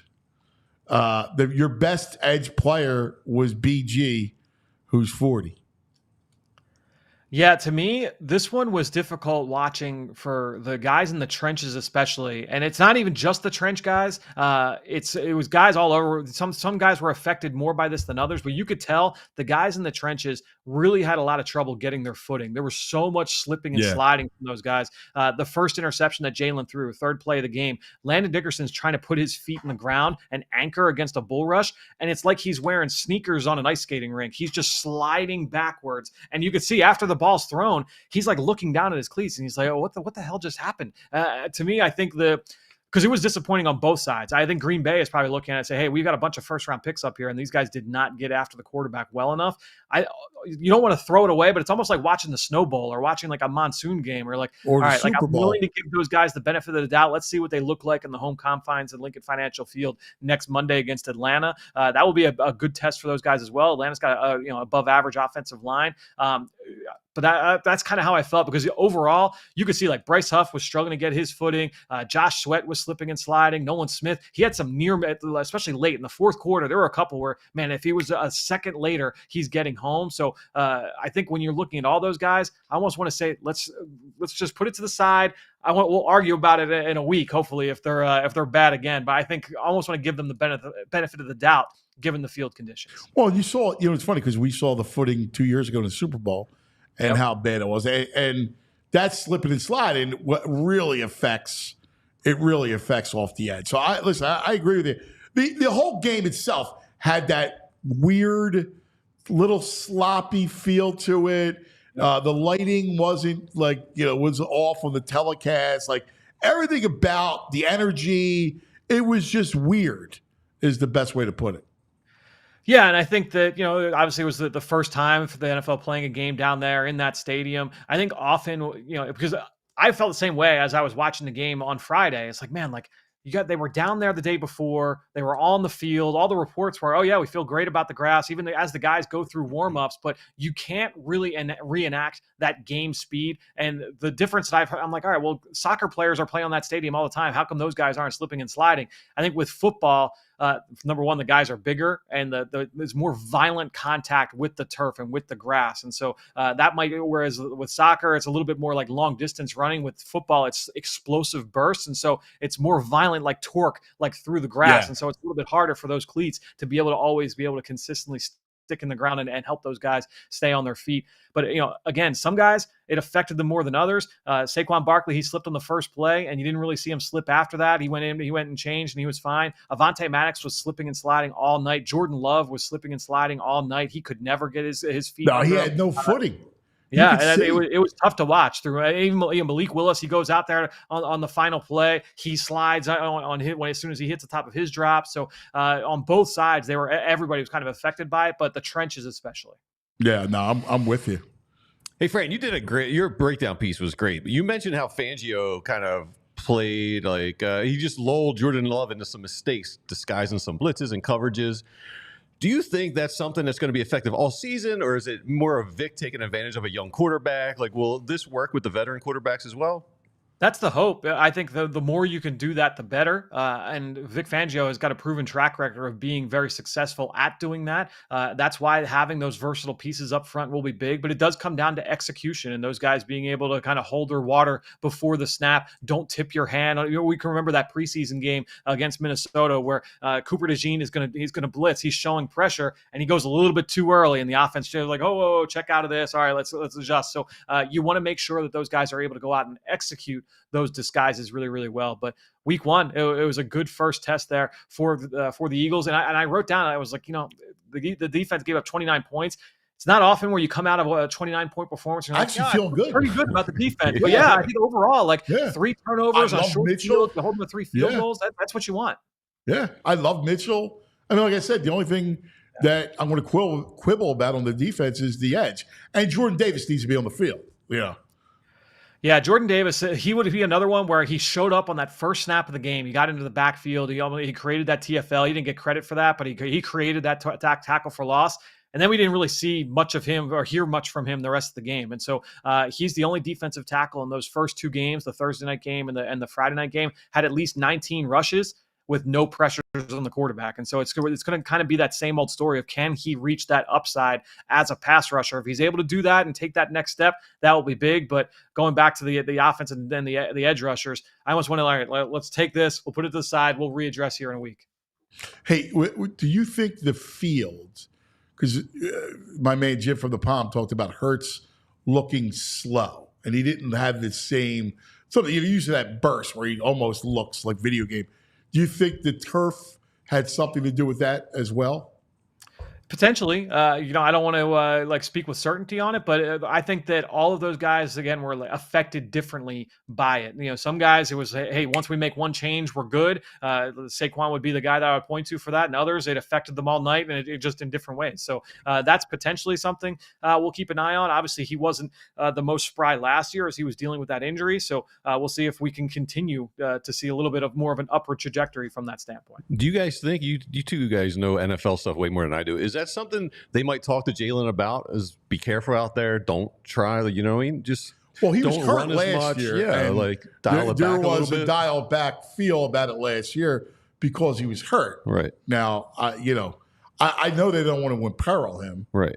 But, and they will tell him to get rid of the ball, be smart, the whole thing. But the run, he's so powerful. He's so effective in the run game at some point, or just him moving is so impactful to the game itself. Just because you can't spy him. You have to spy him, I mean. Yeah, that's from the pass game standpoint, but then also like the run game, the design run game. If you're able to unleash him as that runner, which they didn't have a lot of success with that in this game, but if you're able to unlock that part of the offense, that really can kind of take it to the next level as well. Yeah, I got to tell you, I'm done with the RPRs. Like I got Barkley. I don't need to junk it up and gimmick it up. I have a really good offensive line. I don't need to do it. I honestly, listen, and you want to run quarterback draws every once in a while? All right. But I go actually more traditional moving forward, knowing that I have such an effective runner in Barkley. Yeah, I can't disagree with that. I think when you look at the effectiveness of just their straight run game, you know what? If we want to continue to do some RPOs and say, okay, we can hand it off here, if not, throw the backside slant, attack the leverage of the defense, and go where they aren't. That's fine, but I do think that that's something we might see is rather than it being 60-40 in terms of like regular runs versus 40% RPO, maybe it becomes 80-20, and you just try and take a little bit more off that plate. Yeah, I'm with you. All right, real quick, Franny, I love this. This is I'm looking forward to Mondays. I really am. Cowboys look pretty good. Yeah, I think that, look, the big thing defensively, their defense going up against the Browns, Deshaun Watson just does not look like he's got shot. it anymore. Yeah, so I think that we'll see what that defense looks like going up against a different quarterback in the coming weeks. But look, Ferguson, I know, got hurt, and we'll see how that plays out. They don't have a ton of depth in terms of pass catchers, and so are they able to kind of get the production that they're hoping for? But Dak Prescott's a good quarterback, and CeeDee Lamb, one of the best receivers in football. So I think that ultimately those two alone will be able to shoulder a lot of the load offensively, and they're going to be formidable every single week. But will that defense hold up? Will the offensive line depth hold up? Will their pass catching depth hold up? I think those are the questions there with that offense. Yeah, because Cooks is a guy that always gets hurt. Like and they don't have a lot of. I know Zeke scored yesterday. I mean, their backfield is not something that strikes fear in you either. No, not at this point. I mean, Rico Dowdle, to me, like the thing that I think a lot of the fantasy football people are like, oh, like Rico Dowdle's a sleeper. Rico Dowdle's a sleeper. The Dallas Cowboys get covered as much or as more than anybody in the NFL. If Rico Dowdle was going to be that guy, there would be more buzz about Rico Dowdle. The fact that they went out and had to get Dalvin Cook in late August tells me that they don't have a ton of faith in the guys that are currently there. They wanted to kind of improve that. So to me, I kind of want to see that before I believe it, but I could be wrong there too. Anything stand out NFL-wise? How about the Giants are awful, dude. Yeah. They're awful. The Giants did not look great yesterday. Look, the Lions and Rams, you talk about how the Eagles game was a little bit sloppy. Even then, two of the best teams in the NFC, that wasn't like a pearl of perfect football last night either. But the Lions coming away with a big victory. We'll see if the Rams are able to stay healthy too, because I think their depth is about to be tested as well. Wow, in Nakua, yeah. Fran, Tush Push was 1 of 3 yesterday or Friday. So did you, looking back at the film, is there less surge? Are they missing Kelsey on that play? Do you see something different happening? Yeah, I mean, the one was a fumble, so all right, we almost like throw that one out and say and they have to clean that up. And the other, they just got stopped. So I don't know that I would say that they're not going to go back to it. I think that they're going to continue to use that play just because it has been such a cheat code for them in recent years. So I don't think they're going to go away from it. I don't think they're going to shy away from it. But certainly some things to clean up. I think if you take the fumble and you say, all right, that's a separate issue, something we need to clean up. I don't know exactly what happened there on the first one that they missed. They may have, I think they just kind of got beaten up at the point of attack. So I think when you're looking at it overall, I think it's still something you're going to see this team lean on, especially in those short yardage situations. Yeah, I'm good. I retire it. I'm good. I don't need it. I got Barkley, man. I got an offensive line, and I got Barkley. If anything, I'd use a fullback. I mean, I'll be honest with you. I'm done with it. I don't need to see it anymore. Bring back the when it's working, it's a thing of beauty because you're operating at 1st and 9 when everybody else is working 1st and 10. So if they can get that efficiency back, I think they'll continue to lean into it. Yep. Franny, great stuff, man. Love it. People have to be diehards. All right, you have to watch. Your breakdowns are amazing, brother. Thank you. I'm geeking out over it. I'm so excited. I got the look. I have the my piece on the offense should be coming out later on today. I'm putting the finishing touches on it now. Actually, I'll be sending it over to Bo and to Zach to look over before we post it. So the defense is up. That went up on Sunday morning. The offense piece will be up here shortly. You got to go out and get at least a little sun. Get out of the editing room and get a little vitamin D. Go out for like 20 minutes. I went for a couple walks. I'm worried about him. He's got to get out of the film room for 20 minutes. It's allowed. Well, I got up early this morning. It was like 5:15. I went for a walk, but the sun wasn't out. I'm like, oh, where's the summer going? We're already dealing with darkness first thing in the morning. But no, I'm excited to get this one out the door, and then when we finish up, I'll be watching Falcons and getting ready for next week. I love it. Great stuff, my brother. Thank you, Franny. Fran Duffy, man, wow, great. He's the best. I love it. Man. Yeah, his breakdowns are really good. Yep. Yeah, they're tremendous, absolutely tremendous. Go ahead, JP. What are you telling us about Empire Today? That's right, ladies and gentlemen. Empire Today. It's our choice of flooring here because, guys, they are the best, and they're always looking out for us and trying to give us the best product out there. All right, and with Empire Today, you can shop at home convenience. The right product for your needs, quick and professional installation, and a price match guarantee. Empire Today is the best place to get new flooring. So, of course, they have copycats, but they can't beat Empire Today on quality, service, speed, so they advertise low quality products that we simply just don't carry. Empire Today won't promise the lowest prices because anyone who is putting flooring in your home, anyone who's offering low prices is because they won't put the same flooring in their place because Empire Today won't be the cheapest, but it's because they're putting a high quality flooring in your home. And that's what we love with our friends over at Empire Today. So ladies and gentlemen, what are you waiting for? Get that flooring here today with our friends over at Empire. Schedule a free in-home estimate. All listeners can receive a $350 off discount. Guys, $350 when they use the promo code PHLY. All right, restrictions do apply. See empiretoday.com/PHLY for more details. So don't wait anymore, all right? That squeaky floor, it needs to be replaced. So make sure you're calling our friends over at Empire Today. Empire. It's a great jingle, cuz. It is. I'm with you, JP. Hey, let's talk about Parks Casino. I tell you about the Bet Parks app, but you got to get to know the mecca of entertainment in Pennsylvania. The #1 casino in Pennsylvania. Of course, it's Parks Casino. It's the greatest, man. Street Road off exit 95 and the PA Turnpike, close to anywhere in the Delaware Valley. Excite Center, state-of-the-art entertainment venue inside Parks Casino, named one of the best places for concerts and comedy, and a great place to see the country's best comedians and music headliners. Tickets on sale now for these headliners. Coming up September 14th, J.B. Smoove. That's right, Curb Your Enthusiasms. J.B. Smoove, he's hysterical. September 20th, the Best of the Eagles, a tribute to the band The Eagles. September 26th, Joe Bartnick from Bill Burr's podcast joins Joe Conklin, which will be funny. September 28th, The Fray. October 4th, the Juicy Scoop podcast with Heather McDonald and Bravo, and Bravo's Chelsea Lately.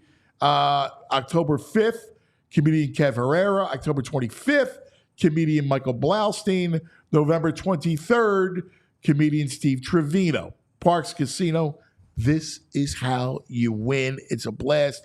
Restaurants, the night out, the nightlife, it's all good. It's all there. ParksCasino.com to buy all tickets for all shows. You got to be 21. Gambling problem? Call 1-800-GAMBLER. All right. So let's turn around, and before we get to the Nugs and before we get to the Monday Five, I want to go through the NFL with you. Let's look at some of the stuff that happened yesterday.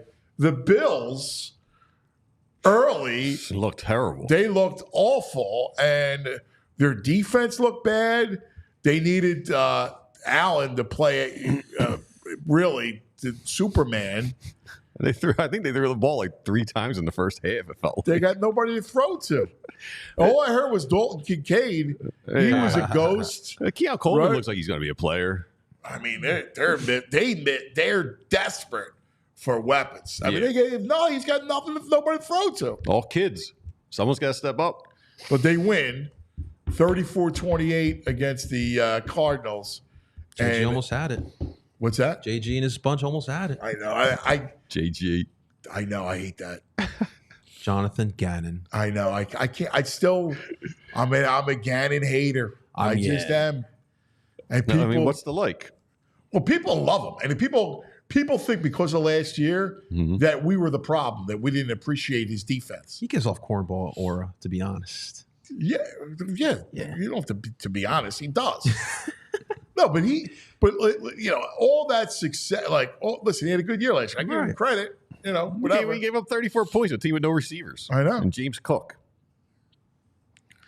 Now the Bengals. Oof. So much the for Bungles. all of your Jeez. survivor polls. Patriots 16, Bengals 10. The Bengals be could kidding not me. protect Joe Burrow. No. I mean, oh my God, it was a disaster. I don't know what's going on there. It looked like his receivers were dropping balls. I mean, what did he end up at? He had no help. 164 yards. It was funny. Tasty Dom goes, Joe Burrow's a fraud. I'm like, fraud? I'm like, no, he's not. I go, dude, I love Tasty Dom. But first of all, New England defense is legit. Yes. Yeah. All right. Yes. Second of all, he had no help. He had no line. And his receivers dropped everything in sight. Yeah. Seems like, but also too, like, yes, the Bengals did play bad, but it looked like the Patriots played inspired. Like, I don't know if you saw, May obviously gets his first win. They did the Gatorade dump. So it seems like the Patriots are playing well, or they're buying into what Mayo's preaching over there. Well, let's be honest. No one's respecting Zach Moss and Chase Brown No. either. Yeah. So, I mean, they're going to miss Joe Mixon more than I think they thought. Man. Yeah, I agree.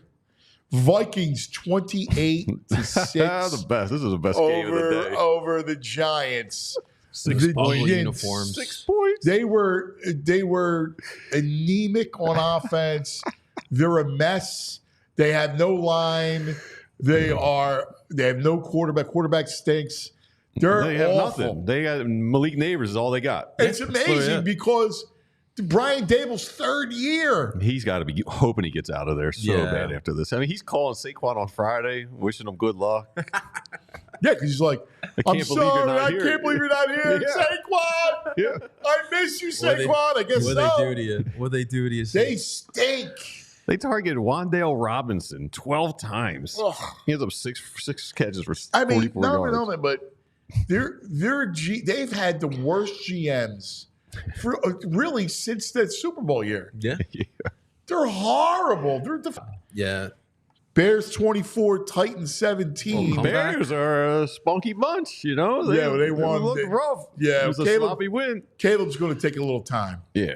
The one thing we saw yesterday was that the young quarterbacks, it's going to take a little time. Yeah. This isn't college football. Right. Exactly. That defense, though, that defense was nice. Yeah, it is. Bears defense. Always. Yeah. Yep. They were all over the Mayo boy. Yeah. Mm-hmm. All over First kick Levis. return for a touchdown too in that game. Yeah. The new rules. Steelers 18-10 over the Falcons. Ew. That was an ugly one. Stinky. That was a stank. And the Falcons come in. You like that? Kirk Cousins on a Monday night. Yeah. I think they're going to roll them. We should be chomping at the bit right now. I just think they're going to crush that team. Yeah. For Penix sure. is playing this year. He's better. I guess. He better. I mean, listen, a lot of people like them to win the South. Like Baldy likes Atlanta a lot. I don't know, cuz. I just don't Another understand tight end. how they can't get Kyle Pitts going. got a touchdown baffles yesterday. me. He probably had a Year quarterback, after right? year, That's they cannot figure it out with A him. legitimate quarterback, I know. And even Bijan, I expected more out of Bijan. Yeah, same. Listen, Steelers defense is no joke, For sure. but I don't know. They didn't play well yesterday. Yeah. Eagles are -6 on Bet Parks against the Falcons. I would grab that before that pops up to 7. Yeah.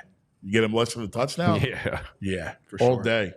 Miami 2017 over the Jags. This is a good game. It's a great game. Travis Etienne, he blew it. Yeah. He had a touchdown. He fumbled a 14-point swing. That was it. That was the game. Yeah. Poor Dougie. That was the game right there. Yeah, and of course it starts with Tyreek Hill. I know, some extracurriculars. And the arrest A block before the away game. from the arena or the stadium. Nuts. I know. Some Scotty Scheffler stuff there, boys. I know. It was. It was. Texans in the game, and that was probably the best game of the day. Yeah, it was entertaining. 29-27 over the Colts. Richardson looks good. Bomb. Yep. He looks good. You want to throw that bomb up now? I got it as a Yeah. no. You want to throw that I bomb want to up? see it. Anthony Richardson Yeah, looks good, the man. Texans got Steichen, man. Steichen works with quarterbacks. He's nice. Steichen is nice. Here, this is ridiculous. First and 10. Pressure's coming. Richardson slips. Now he's airing it out deep down the field for Pierce. Pierce! Touchdown! What a throw by Richardson! He's got like an arm. Yeah, the most interesting thing to watch is watch his right foot. It just slides right there. And then essentially back foot. hip square to the line of scrimmage. He launches this ball, Jason. Right on the 50, money. 65. 65 yards. He threw that thing 65 yards. Right was in the basket, incredible. man. After slipping. Oh, my That's God. impressive stuff. That was amazing. Yeah, Chargers. those Texans receivers. Oh, they're. Diggs fit right in. Oh, my God. Dell. Nico Collins was catching everything. Nico. I mean, they're ridiculous. Yeah. They're good. Stroud's And looks Mixon. nice. Yeah, Mixon. And Mixon. Yeah. I'm high on that team. Yeah. Yeah. I know. love the Both Texans. those teams are good. Yeah. They're really good. That should be fun. Both these teams are bad. Chargers, Raiders, 22-10. Another game with extracurriculars, but Oh my a God! lot of running. The Raiders suck. I do like Harbaugh comes in. Harbaugh's Throws, the you best. get 144 yards, but suddenly J.K. Dobbins is going to be the fantasy pickup. Should. Yeah, 10 carries, they're gonna 130 run the something ball, man. yards. He should. He should. Dobbins, listen, he's a weapon. Yeah. We liked him in Baltimore. We thought Baldy and I last year did a whole thing on him. Steelers. We did that one. Yeah, no, I know. Excuse me. The where am I at? Oh, the Seahawks and Broncos in another ugly game. There were some ugly games yesterday. Yeah. Bo Picks. Bo Picks. That's awesome. Bo Picks. That was good. I'll tell you one thing though. The Broncos defense is pretty good. I know they faltered in the end, but he's a good coach. Like he'll have them fixed at some point. Game of the day in Dallas, right? Cowboys all over. Go to Cleveland and they just roll. Cowboys are And good, it was I guess. ugly. Yep. It was ugly, and it's going to be great. It's going to be Eagles and Cowboys, man. That's how we should always want it. It's going to be fun. Do you think they timed that Dak extension? Yeah. Because they knew they would take the day. Yeah. They take the headlines. Yes. I can't stand them. Yes. Don't win Super Bowl, but we win Tampa headlines. 37-20 over Washington. Tampa's good. That's what everybody said. Baldy and a bunch of experts, they look good. They Well, handle It's all business. Baker. Baker played well. Yeah. It's up to And him. listen, he's got, again, The same weapons have been there for a decade. It's know, dude. amazing. They don't get old. I was about to say, Mike Evans is just Ageless. so good. Ageless Mike Ageless. Evans. And Godwin. Godwin had like Yes. 80-something I yards. know. I mean, it's amazing. And then last night, Lions are going to be nasty. Yeah. Lions can be good. They beat the Rams. Good game. And I am a Stafford fan. Yeah, I am too. He played well last night. Yeah, he Despite no Nakua, right? His tackles, his left tackle being out, I thought he played real well. At some point, they're going to be good. If they get an O-line, Rams are dangerous. Yeah, you got to keep Matt upright right there. So, all right. That's it for Around the NFL. Let's now go to our Monday 5 best and worst of the weekend. JP, start with you. What was your best of the weekend? Best of the weekend was Saturday. It was a very nostalgic throwback Saturday for me. So growing up, my dad always worked Saturday nights. So I would always give my mom a break. I would watch my little brother, be like, Mom, why don't you go take a nap? I'll take care of my brother, whatever. And so that was my time. I would sit on the couch, watch college football all day. And then don't Mom, Dad, don't listen, but I would have my dog on the couch with me. So I did the same thing this Saturday. So I was sitting on the couch, had the quad box, had my dog right there with me. It was a perfect Saturday. You know, JP was a great kid. He was easy kid. Great, easy kid. In fact, the worst thing he did was to have the dog on the couch. Yes. Yeah. You know what I mean? Worried about the like parents he's not finding throwing out now. rump shakers, No. right? He's not stealing the car. No, he's not hiding bombs around the house. No. He puts the dog on the couch. Yeah. God bless you. You were a parent's dream. Yeah. VG, your best. I just had a blast in the city Friday between 4 o'clock and kickoff, just bopping around South Philly, our party, the PHLY party. It was just great energy. Awesome. Skeeves. It was my mom and my nephew's birthday, so I was at my parents' house all weekend. It was really great to be there and hang out with them, and then have the food and the red zone and all that stuff, and the weather. It was beautiful. Oh yeah, beautiful great weather. Killed it. All right, worst of the weekend, JP.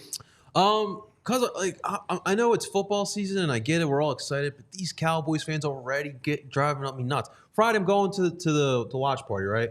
The amount of Cowboys gear I saw on the way there, you were not even playing Friday night. Well, you know what you're doing too. You're trying to get under our skin. Of course. So what's wrong with you, Dallas? You don't even play on the day. I got news for you though, dude.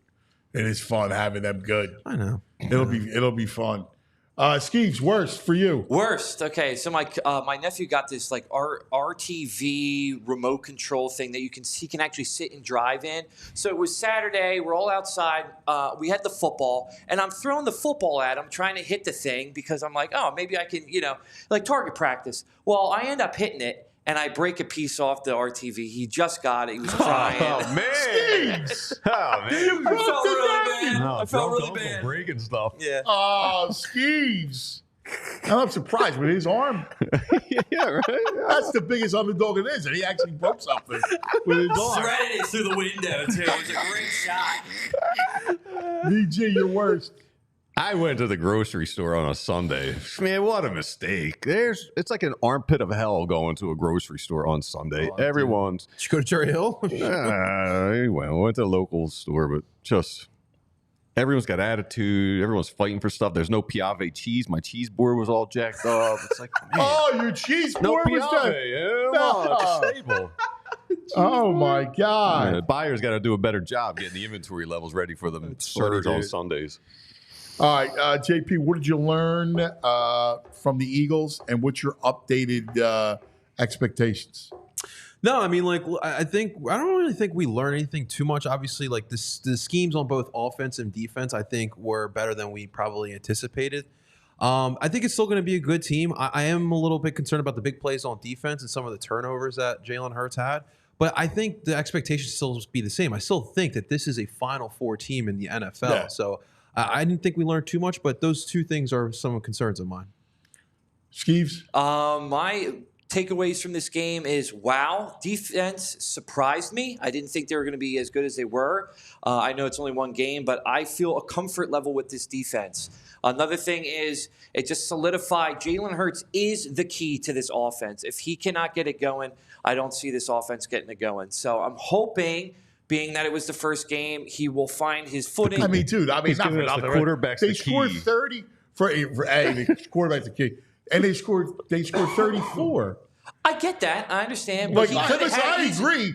He didn't play a perfect game. I'm with you. But this offense is ride the Barkley train. I get it, but like he could have easily had 4 or 5 interceptions in that game. Yeah. And against a team that can capitalize on that, 30 points is great scoring that, but like you have to make sure the takeaway game is not there. And he was there, almost had it 5 times. So I mean, that's my biggest fear with him. All right. Hey, man. But expectation, I still think they're 12 wins. 12 wins, baby. What do you got, buddy? I was surprised with Fangio. Fangio made the most out of what seemed to be mid linebackers and some young kids. So I think Fangio's the right guy for this team. Good, man. Yeah, I look at him and I go, I'm highly encouraged. Yeah. I think the offense will just get more buttoned up. Well, I think the O-line Barkley's was a a weapon. surprise. They were without a tight. doubt. And I Yeah. thought defensively they were better than I expected. They are going to get some sacks from that D-line, though. That's for sure. Yeah, I mean, that goes without saying. But I'm worried it's horrible, right? Like, so, where I was going in was very low. Yeah. So I feel good about it now. Oh, update. I just got a text from Angelo. He says 6 wins now.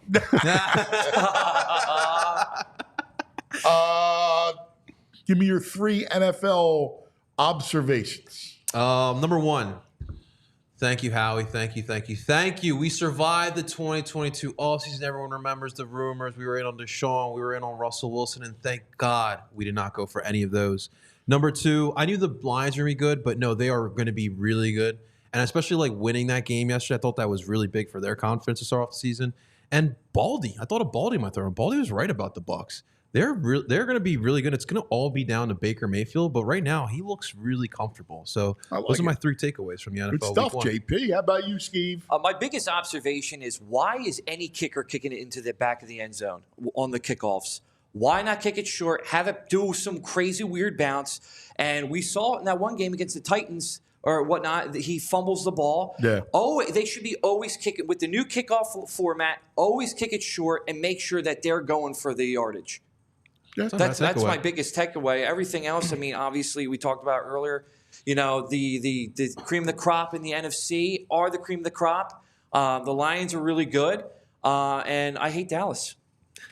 VG. All right. David Tepper should have the team taken away from him. The Panthers are an embarrassment. Jeez, dude. Yeah.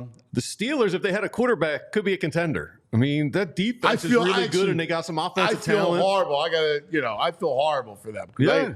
They should be much better. Yeah.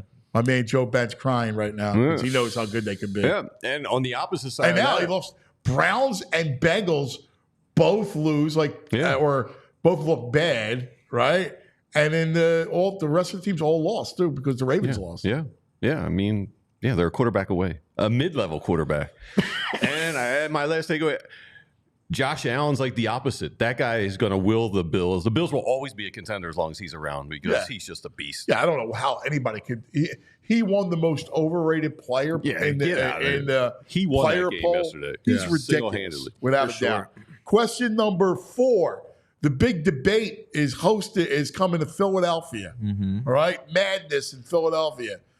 Who would you like to debate and what? And hey, who are you debating? And what are you debating? All right, so this one is actually just came in this morning because we got our announcement of the Super Bowl halftime show. So I want to debate a group of people because I want to debate rap music fans because a lot of people feel that Kendrick Lamar shouldn't be the halftime show and it should be Lil Wayne. So I want to debate those people on that. All right. How about you, Steve? I'm going to keep it in the theme of the Eagles game, and I want to debate either Kellen Moore or Nick Sirianni. I don't know who made the call on this one. But you want to debate Nick? Nick, yeah, sure, Nick. I want to debate the call at the end of the game where they get that penalty, where it's like they're on the goal line, they go for the field goal, they get the penalty. Why not just go for the touchdown there instead of taking the field goal, getting the 3 points, giving the ball back to Green Bay? Because if you get it, you get a touchdown. Green Bay has to go down the field, and they have to get a 2-point conversion. But it's 3. But it's 3. Yeah, but if you don't make it, you have Green Bay on the 99. They have to go 99 yards down the field. They're on the 99. But it's not 99 because all you need, if he doesn't kick the field goal, all they need is 3. So all you have to do, you don't have to get into the end zone. It's true. Debate over. You would lose that debate. Oh, yeah. Debate over. Well, we just found out you wanted to debate guns.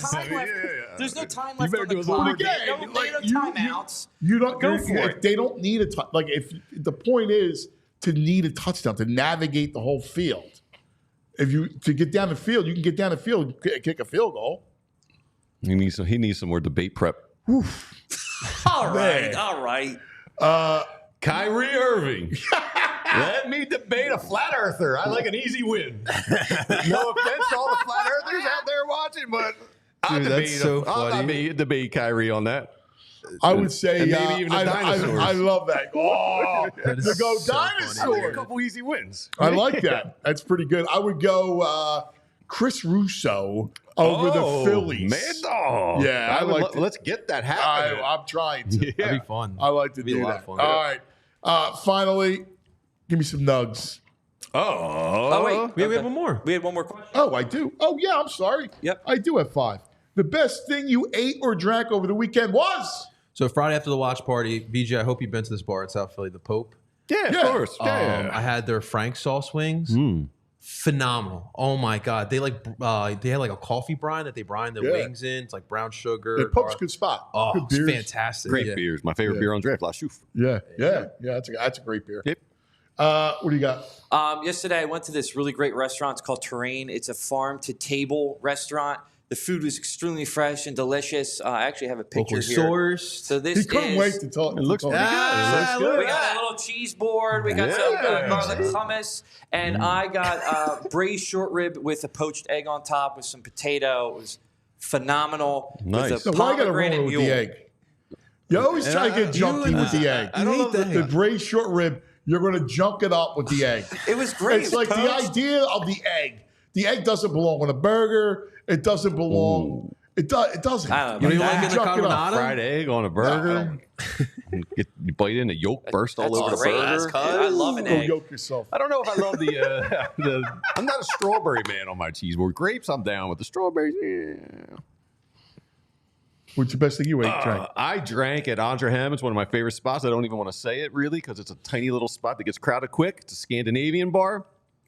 I love the name of this drink. It's called the Pete Forsberg.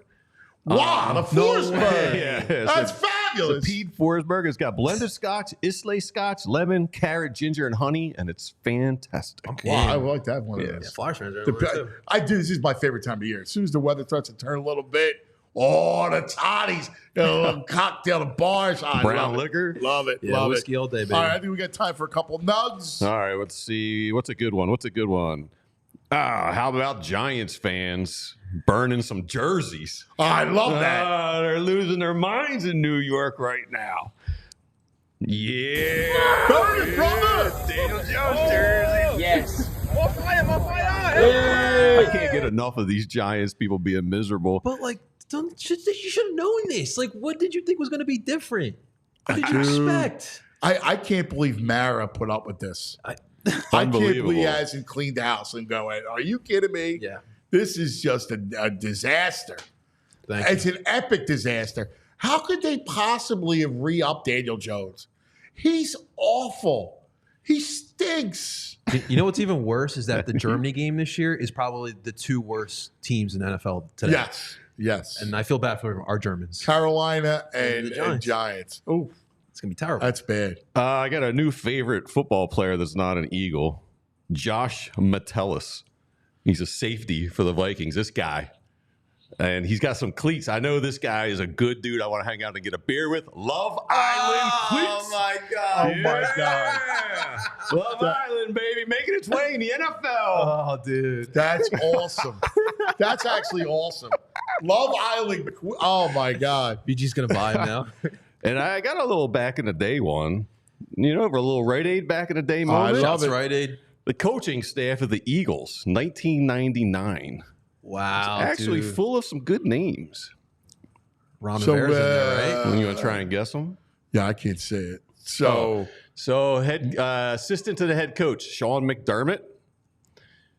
Quarterbacks coach, Brad Childress. he was the OC, Brad. And wide receiver, Dave Culley. Yeah. Tight end O-line, Pat Shermer. Linebacker, Ron Rivera. D-backs coach, Leslie Frazier. All coaches, all head Defensive coaches. assistant, Spags. Special teams, Harbaugh. Almost all All head coaches. head coaches. Even Coley got an interim. Yeah. He did The it. Texans, right? Yeah. That's a heck of a staff in That's 1999. the big red. No, Yeah. McDermott was an assistant, or was it the associate head coach? Said in '99. No, he was a assistant to the head coach. Wow. And then Yeah. he came back, became our DC. Well, no, he was there the whole time. Oh, right. Yeah. No, he was like there an the whole time. assistant the whole He was time. an assistant. I mean, right there. Oh, it's been so long. All right, it's going to do it for us. By the way, real quick, Jim from the Palm gives us a sighting in an Eagles jersey. Do you have it real quick? He says, we can't lose because this man is wearing an Eagles jersey. That's right. Jesus. Number one. That's going to do it for us, everybody. We love you guys. What a week one it was, man. We love it. NFL's back. We got you covered the whole time. Everybody, have a great day, and we'll see you in the morning. We all silly like the mayor.